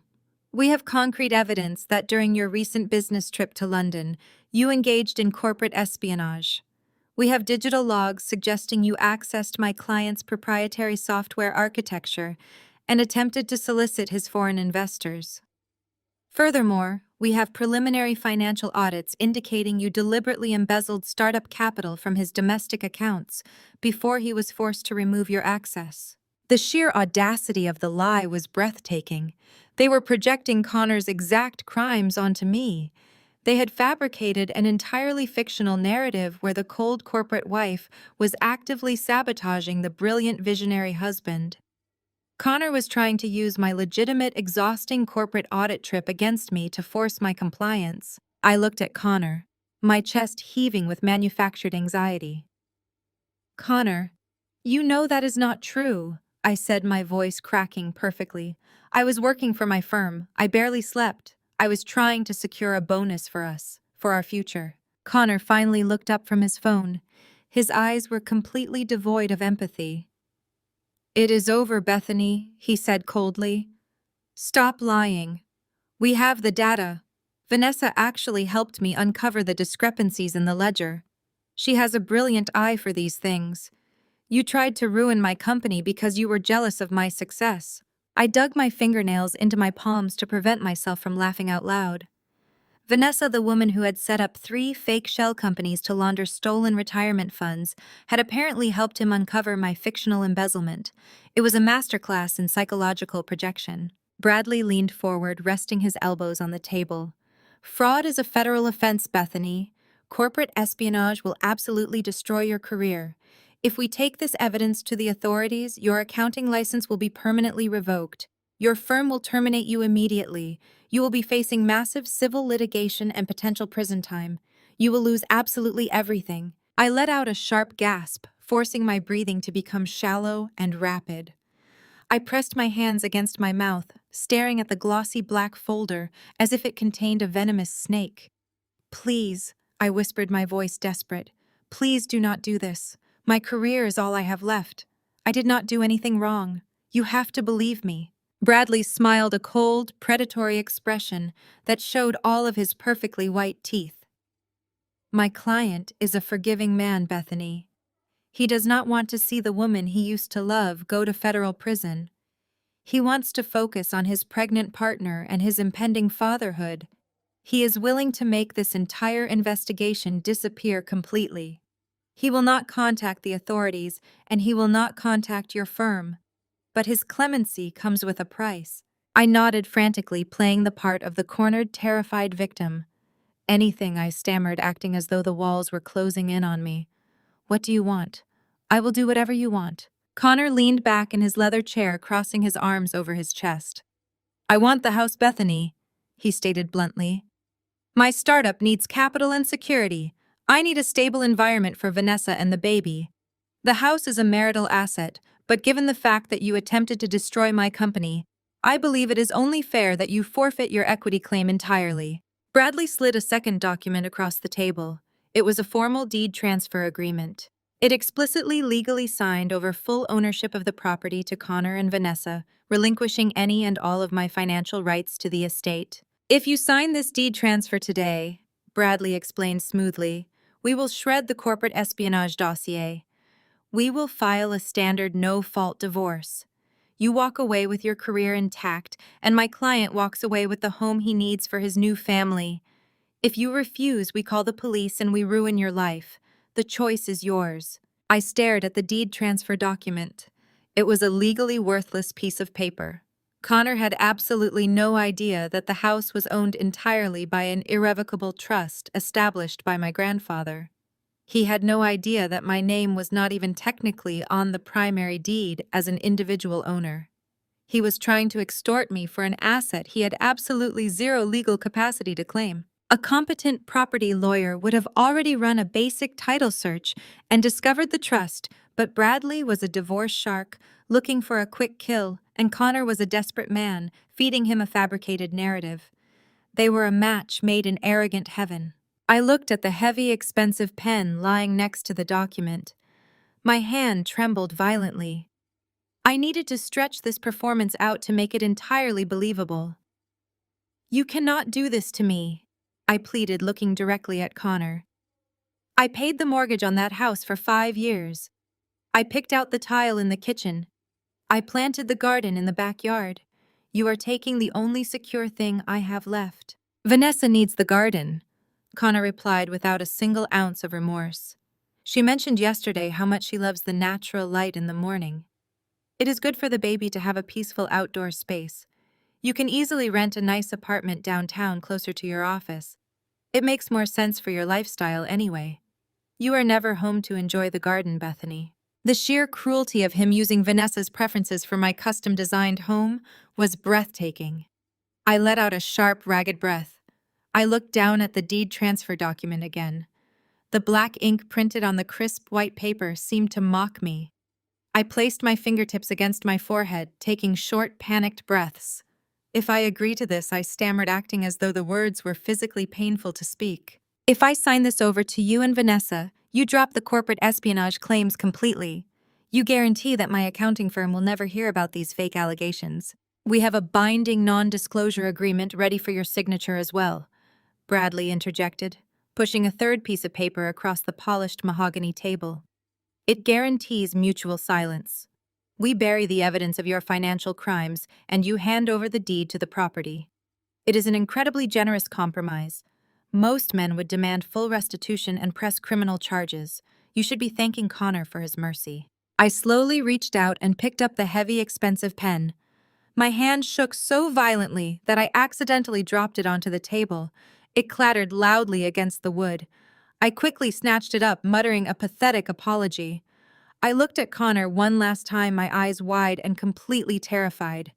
I channeled every ounce of grief I had felt on the day he kicked me out and weaponized it into this final performance. I will sign it, I whispered, my voice breaking into a quiet, devastated sob. I will give you the house. Just please promise me you will not ruin my career. I cannot lose my accounting license, Connor. I have worked too hard for it. Please. I kept my head bowed, letting my shoulders shake with manufactured grief. Bradley, the predatory lawyer, leaned back in his heavy leather chair, exhaling a loud sigh of profound satisfaction. He actually believed he had just masterfully broken a senior corporate accountant with a single fabricated folder. Connor finally put his phone down and looked at me across the polished mahogany table. His expression was a sickening mixture of victory and pity. He genuinely thought he had won. He thought he had completely outsmarted me and secured his luxurious future. Bradley tapped the table and told me he would email the deed transfer paperwork to my personal address by the end of the business day. He instructed me to print it, sign it in the presence of a public notary, and return it to his office within 48 hours. If I failed to meet that deadline, he promised to contact the federal authorities and my accounting firm immediately to ruin my life. I nodded weakly, wiping a carefully produced tear from my cheek. I stood up on trembling legs, grabbing my briefcase, and thanked them for their mercy. The sheer absurdity of thanking the men who were actively trying to extort me almost made me break character, but I held the terrified facade perfectly intact until I walked out of the glass-walled conference room. I rode the elevator down to the lobby, keeping my eyes fixed on the floor, playing the role of the defeated ex-wife for anyone who might be watching. The moment I stepped out of the law firm and hailed a city cab, the trembling stopped entirely. My posture straightened, and the manufactured panic instantly evaporated into the warm afternoon air. I rode back to the downtown Marriott, feeling a deep, steady rhythm of anticipation building in my chest. The hardest part of the physical performance was over. Now I just needed to orchestrate the logistics of the final delivery. When I returned to my sterile hotel room, I opened my encrypted laptop and logged into my personal email server. Bradley was highly efficient. The deed transfer documents were already sitting in my inbox, accompanied by a sharply worded message reiterating the deadline and the severe consequences of my failure to comply. I opened the attached file and read through the legal jargon. It was a standard property relinquishment form, explicitly stating that I voluntarily surrendered all equity claims, titles, and ownership rights of our suburban home to Connor and Vanessa. It was a beautifully drafted piece of fiction. Because Connor was not on the original title, and because the house was legally owned by my grandfather's irrevocable trust, this document possessed the exact same legal weight as a restaurant napkin. But Bradley had not done his due diligence. He had relied on Connor's arrogant assumption that standard marital asset laws applied. I sent the document to the Hotel Business Center printer and retrieved the physical copies. I laid the crisp white pages on the laminate desk next to my massive black leather forensic audit binder. The contrast between the two items was striking. One was a legally worthless lie designed to steal my home, and the other was a weapon of absolute truth designed to send my husband to federal prison. I needed to ensure the handover happened exactly on my terms. If I simply mailed the signed document or dropped it off at the law firm, Connor would quietly secure his fake victory and continue living his stolen life without facing any immediate public consequences. I needed him surrounded by his investors, his enabling family, and the high society friends he was trying so desperately to impress. I needed the Oak Ridge Country Club engagement party to become the epicenter of his absolute destruction. I poured a glass of cold water and drank it slowly, mentally scripting the next phone call. I needed to appeal directly to Connor's massive, fragile ego. I picked up my cell phone and dialed the direct line to Bradley's office. The receptionist answered and immediately transferred me when I stated my name. Bradley picked up the line, sounding incredibly smug and impatient. I immediately dropped my voice into a soft, pathetic register. I told Bradley I had received the documents and was willing to sign them, but I simply could not bear the emotional trauma of returning to his law firm. I explained that the mahogany conference room gave me a panic attack and that I felt entirely overwhelmed by the aggressive legal environment. I let out a small strategic sob. I begged him to let me deliver the documents in a different setting. Bradley sighed heavily, clearly annoyed by my emotional display, and asked me what exactly I was proposing. I took a shaky breath and delivered the pitch. I told Bradley that I had received Vanessa's invitation to the engagement and gender reveal party at the Oak Ridge Country Club. I admitted that seeing the invitation had finally broken my denial. I said I realized Connor and Vanessa were truly meant to be together, and that I was nothing more than an obstacle to their happiness. I told the lawyer that I wanted closure. I wanted to attend that party just for a few minutes to see Connor looking happy and successful one last time before I completely disappeared from his life. I promised to bring the physically signed and notarized deed transfer directly to the country club and hand it over to Connor in person as a gesture of my ultimate surrender and goodwill. I asked Bradley to ask Connor if he would allow me this one final pathetic request. I held my breath as Bradley placed me on a brief hold to consult with his client. I knew Connor was sitting right next to him, finalizing the details of their fake corporate espionage lawsuit. I knew exactly how Connor's mind worked. The prospect of me showing up to his lavish $40,000 party broken and defeated to physically hand him the deed to $1 million home was an absolute narcotic to his narcissism. He would not be able to resist the opportunity to parade my surrender in front of his wealthy guests. The hold music clicked off and Connor's voice came through the speaker. He sounded incredibly authoritative, playing the role of the benevolent, victorious king. He told me that my request was highly unusual and slightly pathetic, but he was willing to accommodate my need for closure. He stipulated strict conditions. He ordered me to dress appropriately to avoid speaking to his guests and to hand over the documents quickly without causing any emotional drama. He warned me that if I tried to ruin Vanessa's special night, his security team would remove me from the premises, and Bradley would immediately file the criminal charges against my accounting firm. I thanked him profusely, letting relief flood into my voice.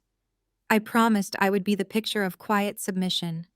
I told him I just wanted to do the right thing for his new family. Connor let out a satisfied chuckle and ended the call. The line went dead, and I lowered the phone to the desk. The trap was now fully and completely set.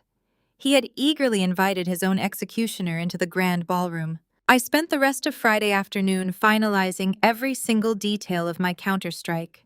I went down to a local bank branch and had a public notary stamp and seal the worthless deed transfer documents. I wanted the fake surrender to look absolutely flawless. Then I returned to the hotel and meticulously reviewed the black leather binder. I verified that every offshore routing number, every fake vendor invoice from Vanessa's shell companies, and every record of the embezzled retirement funds from Richard and Beatrice were perfectly indexed. I made a secondary digital backup of the entire forensic dossier and sent it to my private secured cloud server. I also drafted a preliminary email to the federal authorities and the Internal Revenue Service outlining the wire fraud and money laundering schemes. I scheduled the email to automatically send on Sunday morning, ensuring that the legal machinery would begin crushing Connor immediately after the party concluded. I ordered a simple room service dinner and ate it while looking out at the city skyline. I felt a profound sense of peace settling over my mind.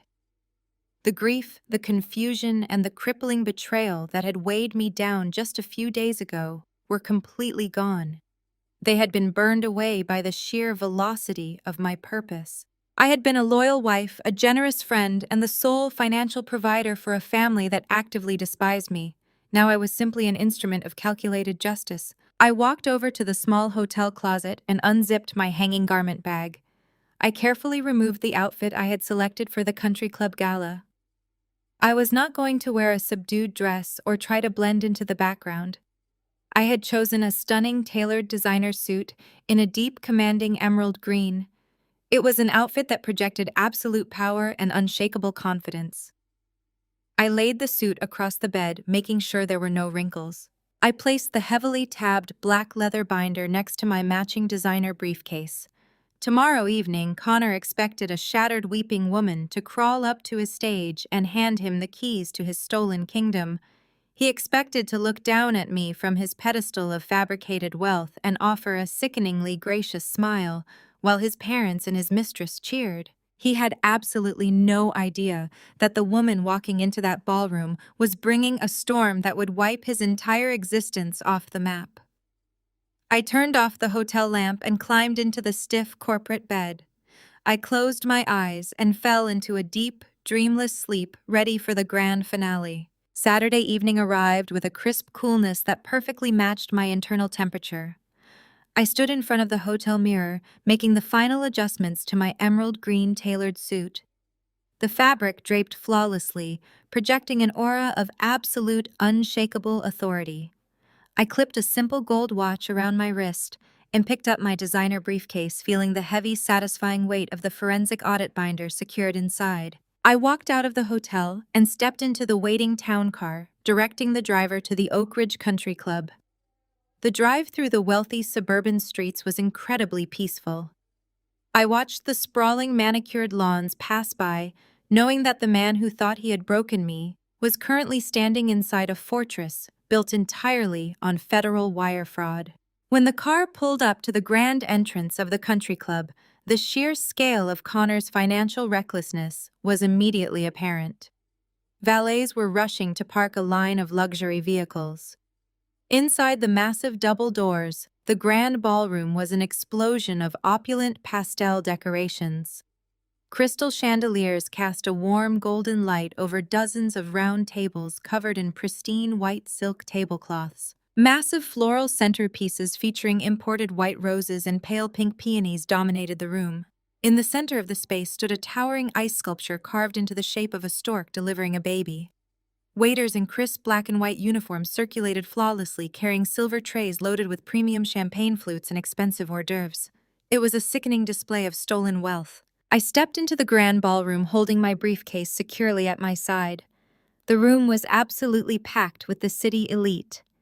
I recognized several high-profile local investors, wealthy socialites, and prominent members of Richard and Beatrice's exclusive country club circle. I spotted Beatrice standing near the main bar, wearing an elaborate designer gown, holding court with a group of older wealthy women. She was laughing loudly, projecting the image of a proud, triumphant matriarch. Richard stood nearby, sipping a glass of expensive scotch, pretending he was not currently drowning in an administrative banking freeze. They were all completely intoxicated by the illusion of their own success. I stood near the back of the room, blending into the shadows of a large floral arrangement, observing the crowd with the detached precision of a predator watching its prey. No one noticed the cold, workaholic bean counter in the emerald suit. The focal point of the ballroom was a raised wooden stage bathed in bright theatrical spotlights. Suspended directly above the stage was a massive, opaque black balloon adorned with gold ribbons waiting to be popped for the gender reveal. A small jazz band finished playing their set and stepped away from the main microphone stand. A hush fell over the elegant crowd as Connor and Vanessa finally made their grand entrance. They walked up the steps to the stage, hand in hand, looking like a perfectly styled advertisement for domestic bliss. Connor was wearing a custom-tailored tuxedo that fit his broad shoulders perfectly. Vanessa was wearing a flowing, shimmering gown that highlighted her 12-week pregnancy. She had her hair styled in soft, romantic waves and wore the engagement ring paid for by Richard's retirement fund proudly on her left hand. The crowd erupted into enthusiastic applause. Connor smiled brightly, raising his free hand to acknowledge the wealthy investors and country club friends he was actively defrauding. He stepped up to the microphone, tapping it gently to ensure it was working.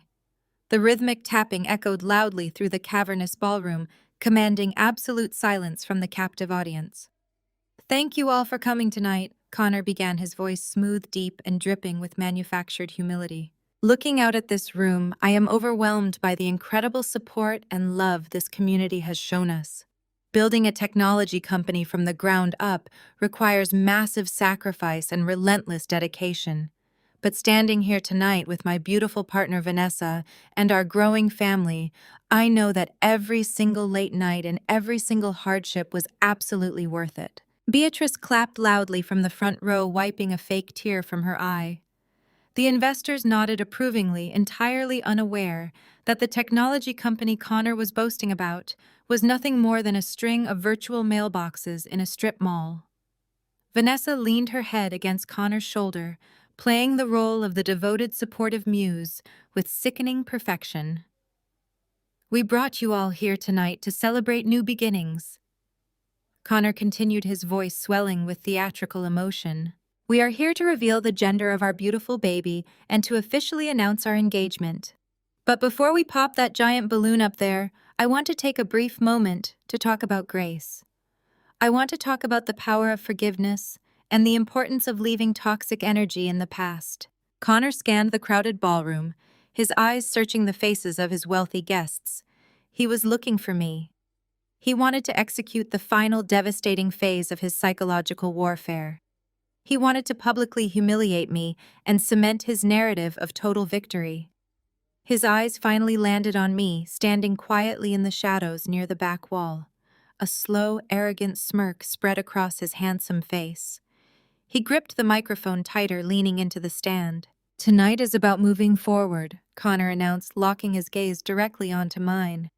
"And moving forward means making peace with the past. We actually have a very special guest with us this evening. My former wife, Bethany, has graciously decided to join our celebration." The entire ballroom gasped softly. Hundreds of heads turned simultaneously, following Connor's line of sight until every single pair of eyes in the room was fixed directly on me. I felt the collective weight of their judgment, their pity, and their morbid curiosity pressing down on my shoulders. I did not flinch. I stood perfectly still, my posture rigidly straight. "Bethany and I had a difficult transition," Connor said, projecting a tone of deep, benevolent sympathy. "But she has shown incredible growth over the past few days. She reached out to my legal team and expressed a profound desire for closure. She realized that holding on to anger is ultimately destructive. In a beautiful gesture of healing, she asked if she could come here tonight to officially hand over the deed to our suburban home. She wanted to gift the property to Vanessa and me so we can build a safe, warm, and nurturing environment for our new baby." The crowd murmured in collective awe. Whispers of how generous and how sad rippled through the elegant attendees. Beatrice looked at me with a triumphant, mocking smile. She thought she had completely broken my spirit. She thought her threats had terrified me into absolute submission. Vanessa looked down at me from the stage, her eyes wide with fake sorrow, resting her hand protectively over her stomach. "Bethany," Connor called out, gesturing toward the stage with his free hand. "Why do you not come up here? Come up and join us for a moment.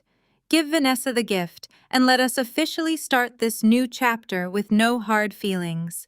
He was inviting his own executioner up the steps. He was handing me the keys to his absolute destruction on a silver platter. I gripped the handle of my designer briefcase. The leather was cool and smooth beneath my palm. I took a slow, deliberate breath and began to walk forward. The sea of wealthy guests parted slowly as I made my way toward the front of the grand ballroom. The silence in the room was absolute, broken only by the rhythmic clicking of my heels against the polished hardwood floor. I did not look at the ground. I kept my chin elevated and my eyes locked directly on the man standing on the spotlighted stage. I walked past tables covered in expensive imported floral arrangements and half-empty champagne flutes. I walked past investors who had unknowingly poured their personal wealth into a non-existent software platform. I walked directly past Beatrice, who was watching me with an expression of supreme, arrogant satisfaction. She genuinely believed she was witnessing the final pathetic surrender of a defeated woman. She had absolutely no idea that she was standing mere feet away from the digital evidence of her own impending bankruptcy. I reached the base of the wooden stage. The bright theatrical spotlights illuminated my emerald green suit, casting sharp, defined shadows across the floor. Connor was beaming, looking incredibly pleased with himself. He thought this was the defining moment of his entire life.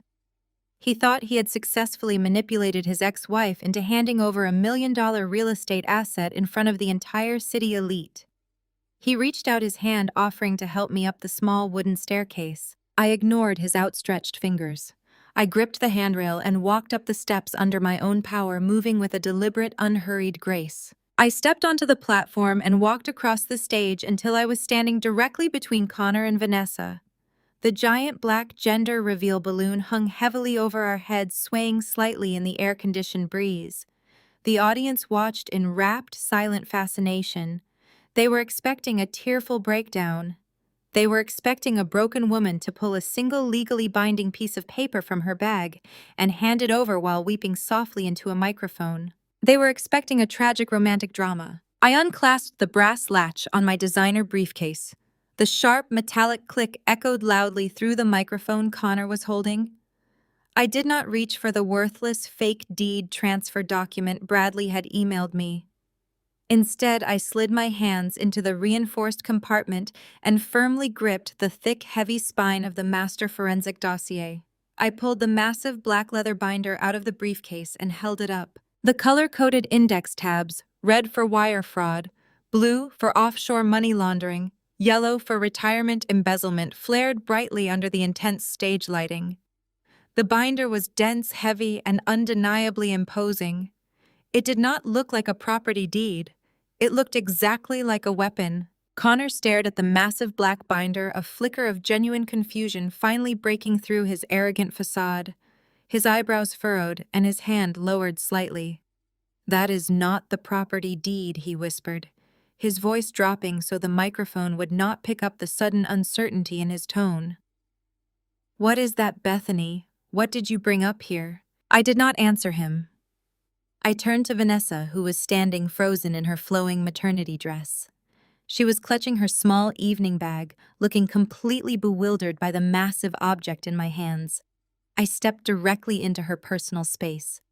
Before she could react or take a step backward, I reached out with my free hand and firmly grabbed the microphone she was holding loosely in her fingers. I pulled the microphone smoothly from her grasp, establishing absolute physical control over the stage. I turned to face the hundreds of wealthy investors, family members, and country club elites waiting in the silent ballroom. The stage was perfectly set. I held the microphone close to my mouth, ensuring my voice would project perfectly across the cavernous ballroom. The feedback whined for a fraction of a second before settling into a crisp, clear resonance. "Good evening, everyone," I said, my tone perfectly level, devoid of any manufactured emotion. My husband Connor just gave a very moving speech about the sacrifices required to build a technology company from the ground up. He spoke about grace and transparency and leaving toxic energy in the past. I am here tonight to honor his commitment to absolute transparency. I raised the massive black leather binder so the stage lights caught the heavy binding. "Connor told you I was coming up here to hand over the deed to our suburban home as a gesture of my ultimate surrender. That was a lie. I did not bring a property deed tonight. What I am holding in my hands is a comprehensive 500-page forensic financial audit. I am a senior forensic accountant, and for the past 4 days I have been meticulously analyzing every single digital ledger routing number and offshore wire transfer associated with Connor's highly anticipated software platform." The silence in the grand ballroom shifted from polite curiosity to rigid, uncomfortable tension.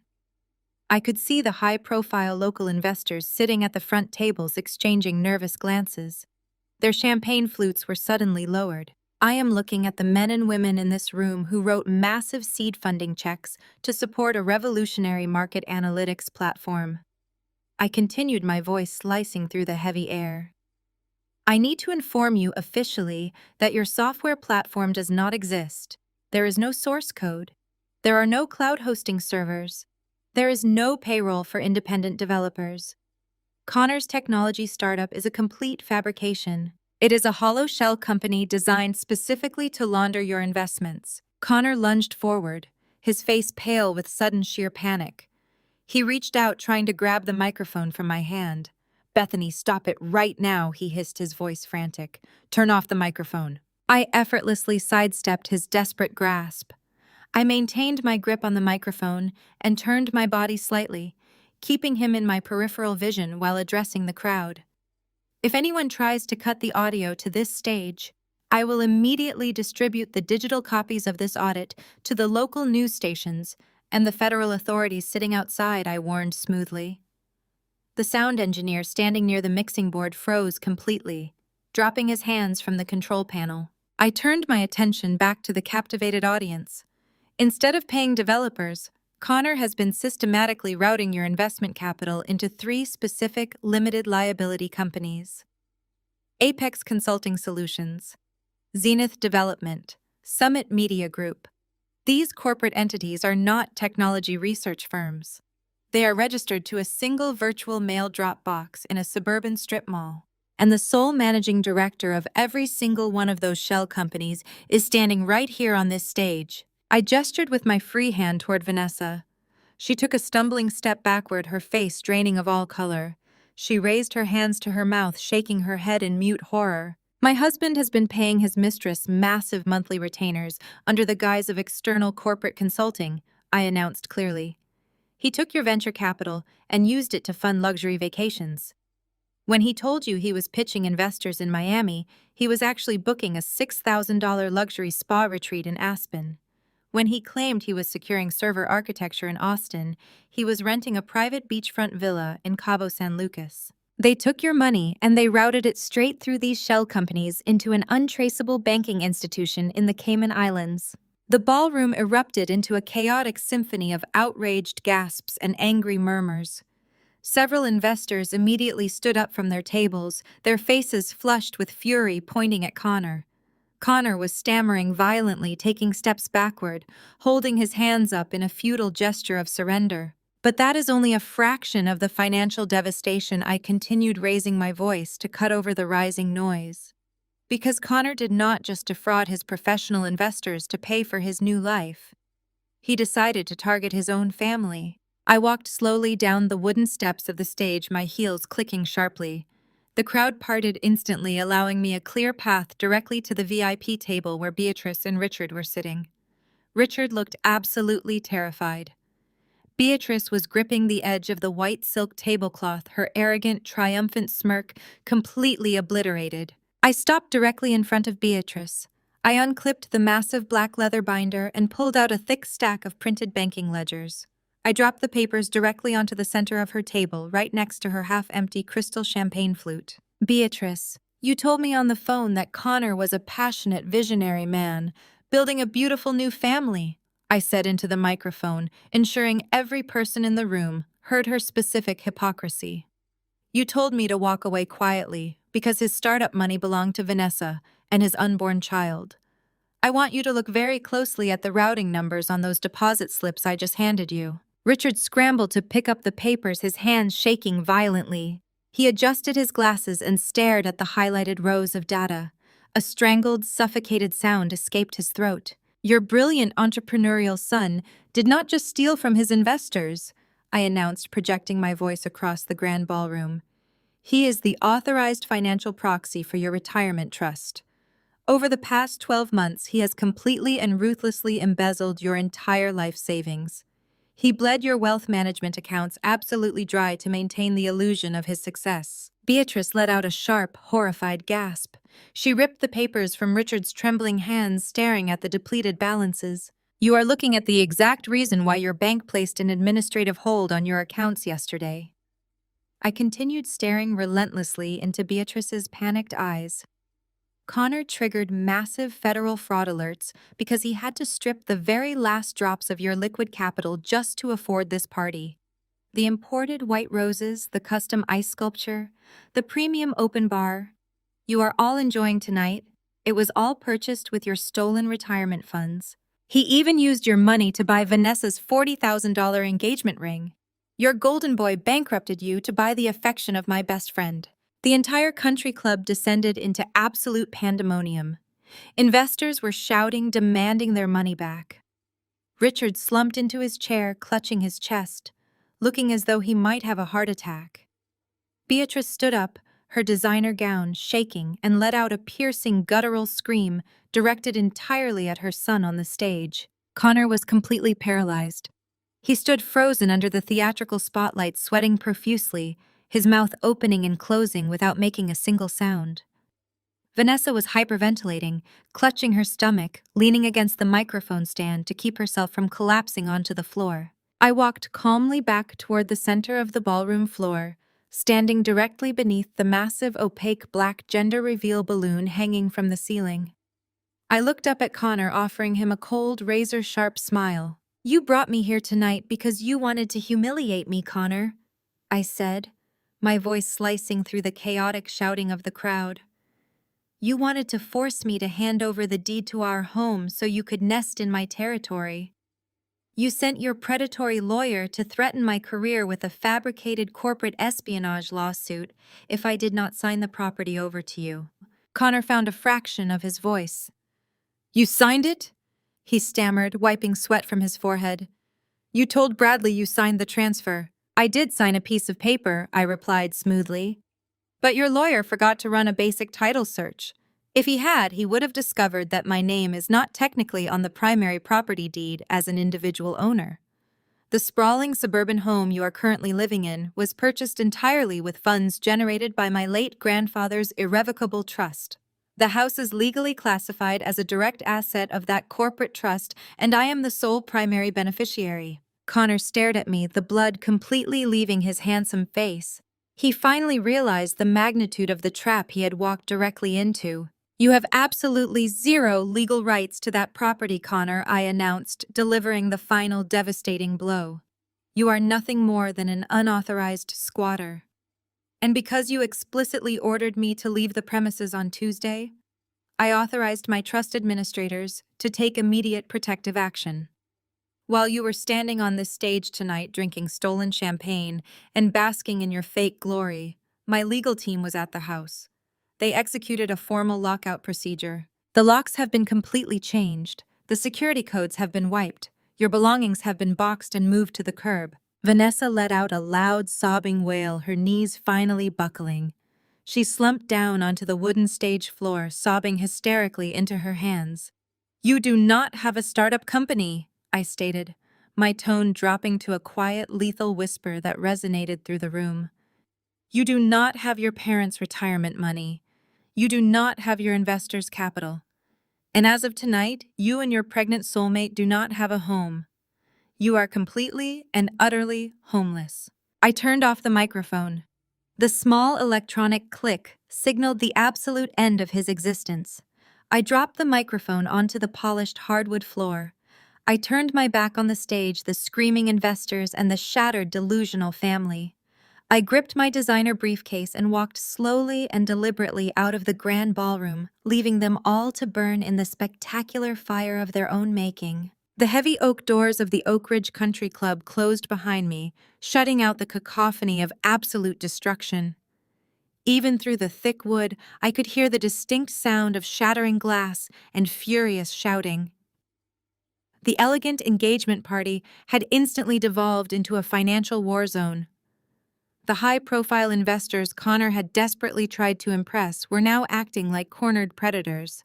They swarmed the stage, demanding immediate answers about their missing capital. Some were already pulling out their cell phones, frantically dialing their own legal representatives to report the fraud they had just witnessed firsthand. Connor was completely trapped under the glaring theatrical spotlights, unable to form a single coherent sentence. Beatrice did not rush to comfort her golden boy. The woman who had proudly defended his infidelity and threatened me with legal ruin was currently experiencing the terrifying reality of sudden bankruptcy. She realized with brutal clarity that her prestigious country club membership, her lavish luxury vacations, and her entire carefully cultivated social identity had just been completely incinerated. I had handed her the undeniable proof that her son was a parasite. Richard looked physically ill, gripping the edge of the VIP table as the angry crowd surged past him. They did not look at Connor with maternal or paternal love. They looked at him with pure, unadulterated hatred. In a matter of minutes, the united front that had sworn to destroy me had completely cannibalized itself. I walked down the sweeping front steps of the country club, breathing in the cool night air. The heavy weight of the past few weeks lifted entirely from my shoulders. The valet brought my waiting town car around. I slid into the quiet leather interior and instructed the driver to take me back to my hotel for the very last time. I did not look out the rear window as we pulled away from the manicured grounds. I had delivered the payload, and my involvement in their personal drama was officially terminated. The legal machinery I had set in motion was already quietly churning in the background. At precisely 8 o'clock on Sunday morning, my automated emails were successfully delivered to the regional directors of the Internal Revenue Service and the local field office of the Federal Bureau of Investigation. The federal response to documented offshore wire fraud involving millions of dollars is never slow. It is swift, aggressive, and utterly merciless. The meticulously categorized evidence I provided gave them a flawless roadmap to the embezzlement network. By Tuesday morning, federal agents were executing a highly coordinated search warrant at the suburban strip mall where Vanessa had registered her 3 fake consulting firms. They confiscated the virtual mailbox records, proving the shell companies were entirely fraudulent. By Wednesday, the banks officially froze every single domestic and offshore account associated with Connor and Vanessa. The offshore money laundering protocols I had traced to the Cayman Islands provided the federal prosecutors with exactly the leverage they needed to build an ironclad indictment. Faced with the terrifying prospect of severe federal prison time, the great romance between Connor and Vanessa instantly evaporated. True love, it turned out, could absolutely be paused for convenience when the federal government threatened to seize your assets. Vanessa realized she was looking at multiple felony charges for her role in the embezzlement scheme. She did not hesitate to save herself. Within a week, her court-appointed public defender contacted the district attorney offering full cooperation. Vanessa eagerly agreed to testify against Connor in exchange for a significantly reduced sentence. She handed over every single text message, email, and financial document, proving Connor was the primary mastermind behind the fraudulent technology startup. She sat in a sterile interrogation room and threw the father of her child directly under the bus to avoid serving a lengthy sentence in a maximum security facility. Connor was left completely isolated, facing the full crushing weight of the federal justice system alone. The predatory divorce lawyer he had hired to extort me for the house immediately dropped him as a client the exact moment the banking freeze hit. Lawyers who specialize in aggressive litigation do not work for free, and Connor literally did not have a single legitimate penny left to his name. His parents, Richard and Beatrice, refused to answer his phone calls. They were too busy liquidating their remaining physical assets and downsizing to a small apartment, attempting to salvage whatever fractions of wealth they could before the Internal Revenue Service audited their own mismanaged portfolios. They publicly disowned him, telling their remaining social circle that they had been tragically deceived by a manipulative sociopath. They attempted to paint themselves as the ultimate victims, completely ignoring the fact that they had gleefully endorsed his infidelity when they thought it benefited their family image. Connor was forced to rely on an overworked public defender to face a mountain of irrefutable forensic evidence. 6 months passed since the explosive night at the country club. The crisp autumn air had finally given way to the warm, blooming colors of spring, bringing a renewed sense of energy to the city. I stood in the center of my massive custom-designed kitchen, resting my hands on the cool, smooth surface of the marble island. The house was perfectly quiet, but it was no longer the oppressive, sterile silence of a broken marriage. It was the peaceful, resonant silence of absolute ownership. The trust administrators had executed the lockout flawlessly on the night of the party. Connor and Vanessa never even had the chance to pack their bags. My legal team had their personal belongings boxed up by professional movers and placed in a secure temporary storage unit, ensuring they never stepped foot on my property again. The stress-free environment they had tried to steal was now permanently and legally mine. Earlier this afternoon, the senior partners at my forensic accounting firm called me into the main boardroom. They had reviewed the massive international corporate audit I completed in London, the very same audit that had triggered this entire sequence of events. They were incredibly impressed by my meticulous attention to detail and my unshakable focus under pressure. They offered me a highly coveted promotion to senior partner, complete with an equity stake in the firm and a massive salary increase.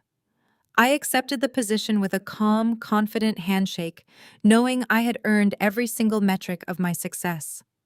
The long hours, the missed holidays, and the intense corporate dedication had finally culminated in the exact future I had meticulously planned for myself. I opened the glass door of my custom wine refrigerator and pulled out a familiar dark green bottle.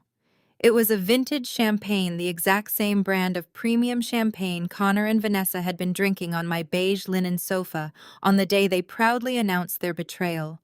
I grabbed a single crystal flute from the overhead cabinet. I untwisted the wire cage and pushed my thumbs against the cork. It popped with a loud, satisfying echo that bounced off the high ceilings of my beautiful kitchen. I poured the bubbling golden liquid into the crystal glass, watching the effervescent trail rise to the surface. It was a toast to resilience, to sharp boundaries, and to the undeniable power of knowing your own worth. I picked up the glass and walked over to the large floor-to-ceiling windows overlooking the backyard. The garden I had planted was in full bloom. Vibrant green vines and bright, colorful flowers stretched across the manicured lawn, bathing in the late afternoon sunlight. Connor had once told me I was too cold and analytical to nurture anything. He had claimed my energy was toxic and that I needed to be removed so a real family could grow in my place. I took a slow, deliberate sip of the expensive champagne, letting the crisp, bright flavor wash over my palate. My analytical nature had not destroyed my life. It had protected it. It had allowed me to see through the emotional manipulation, the financial gaslighting, and the coordinated cruelty of a family that only valued me for my utility. I had not screamed. I had not begged for closure. I had not engaged in petty social media battles. I simply followed the numbers until the absolute truth brought their entire delusional empire crashing down around them. Connor was currently awaiting sentencing in a federal holding facility. Vanessa was living in a cramped studio apartment, navigating the harsh reality of her plea agreement while relying on government assistance to prepare for her child. Her dreams of a wealthy, aristocratic life had evaporated completely. Richard and Beatrice were quietly fading into social obscurity, stripped of the wealth and status they had weaponized against me. I stood in the sunlight of my reclaimed sanctuary holding my crystal flute. I was wealthy. I was completely vindicated, and my mind was entirely at peace. People often say that living well is the best revenge. They are not entirely wrong. Building a beautiful, independent life is incredibly satisfying. But standing in the home you protected, drinking champagne, while the people who tried to destroy you face the absolute catastrophic consequences of their own actions, proves something entirely different. Living well is wonderful, but precise, calculated justice is an absolute masterpiece. It is the kind of justice that ensures the people who tried to bury you end up digging their own permanent graves.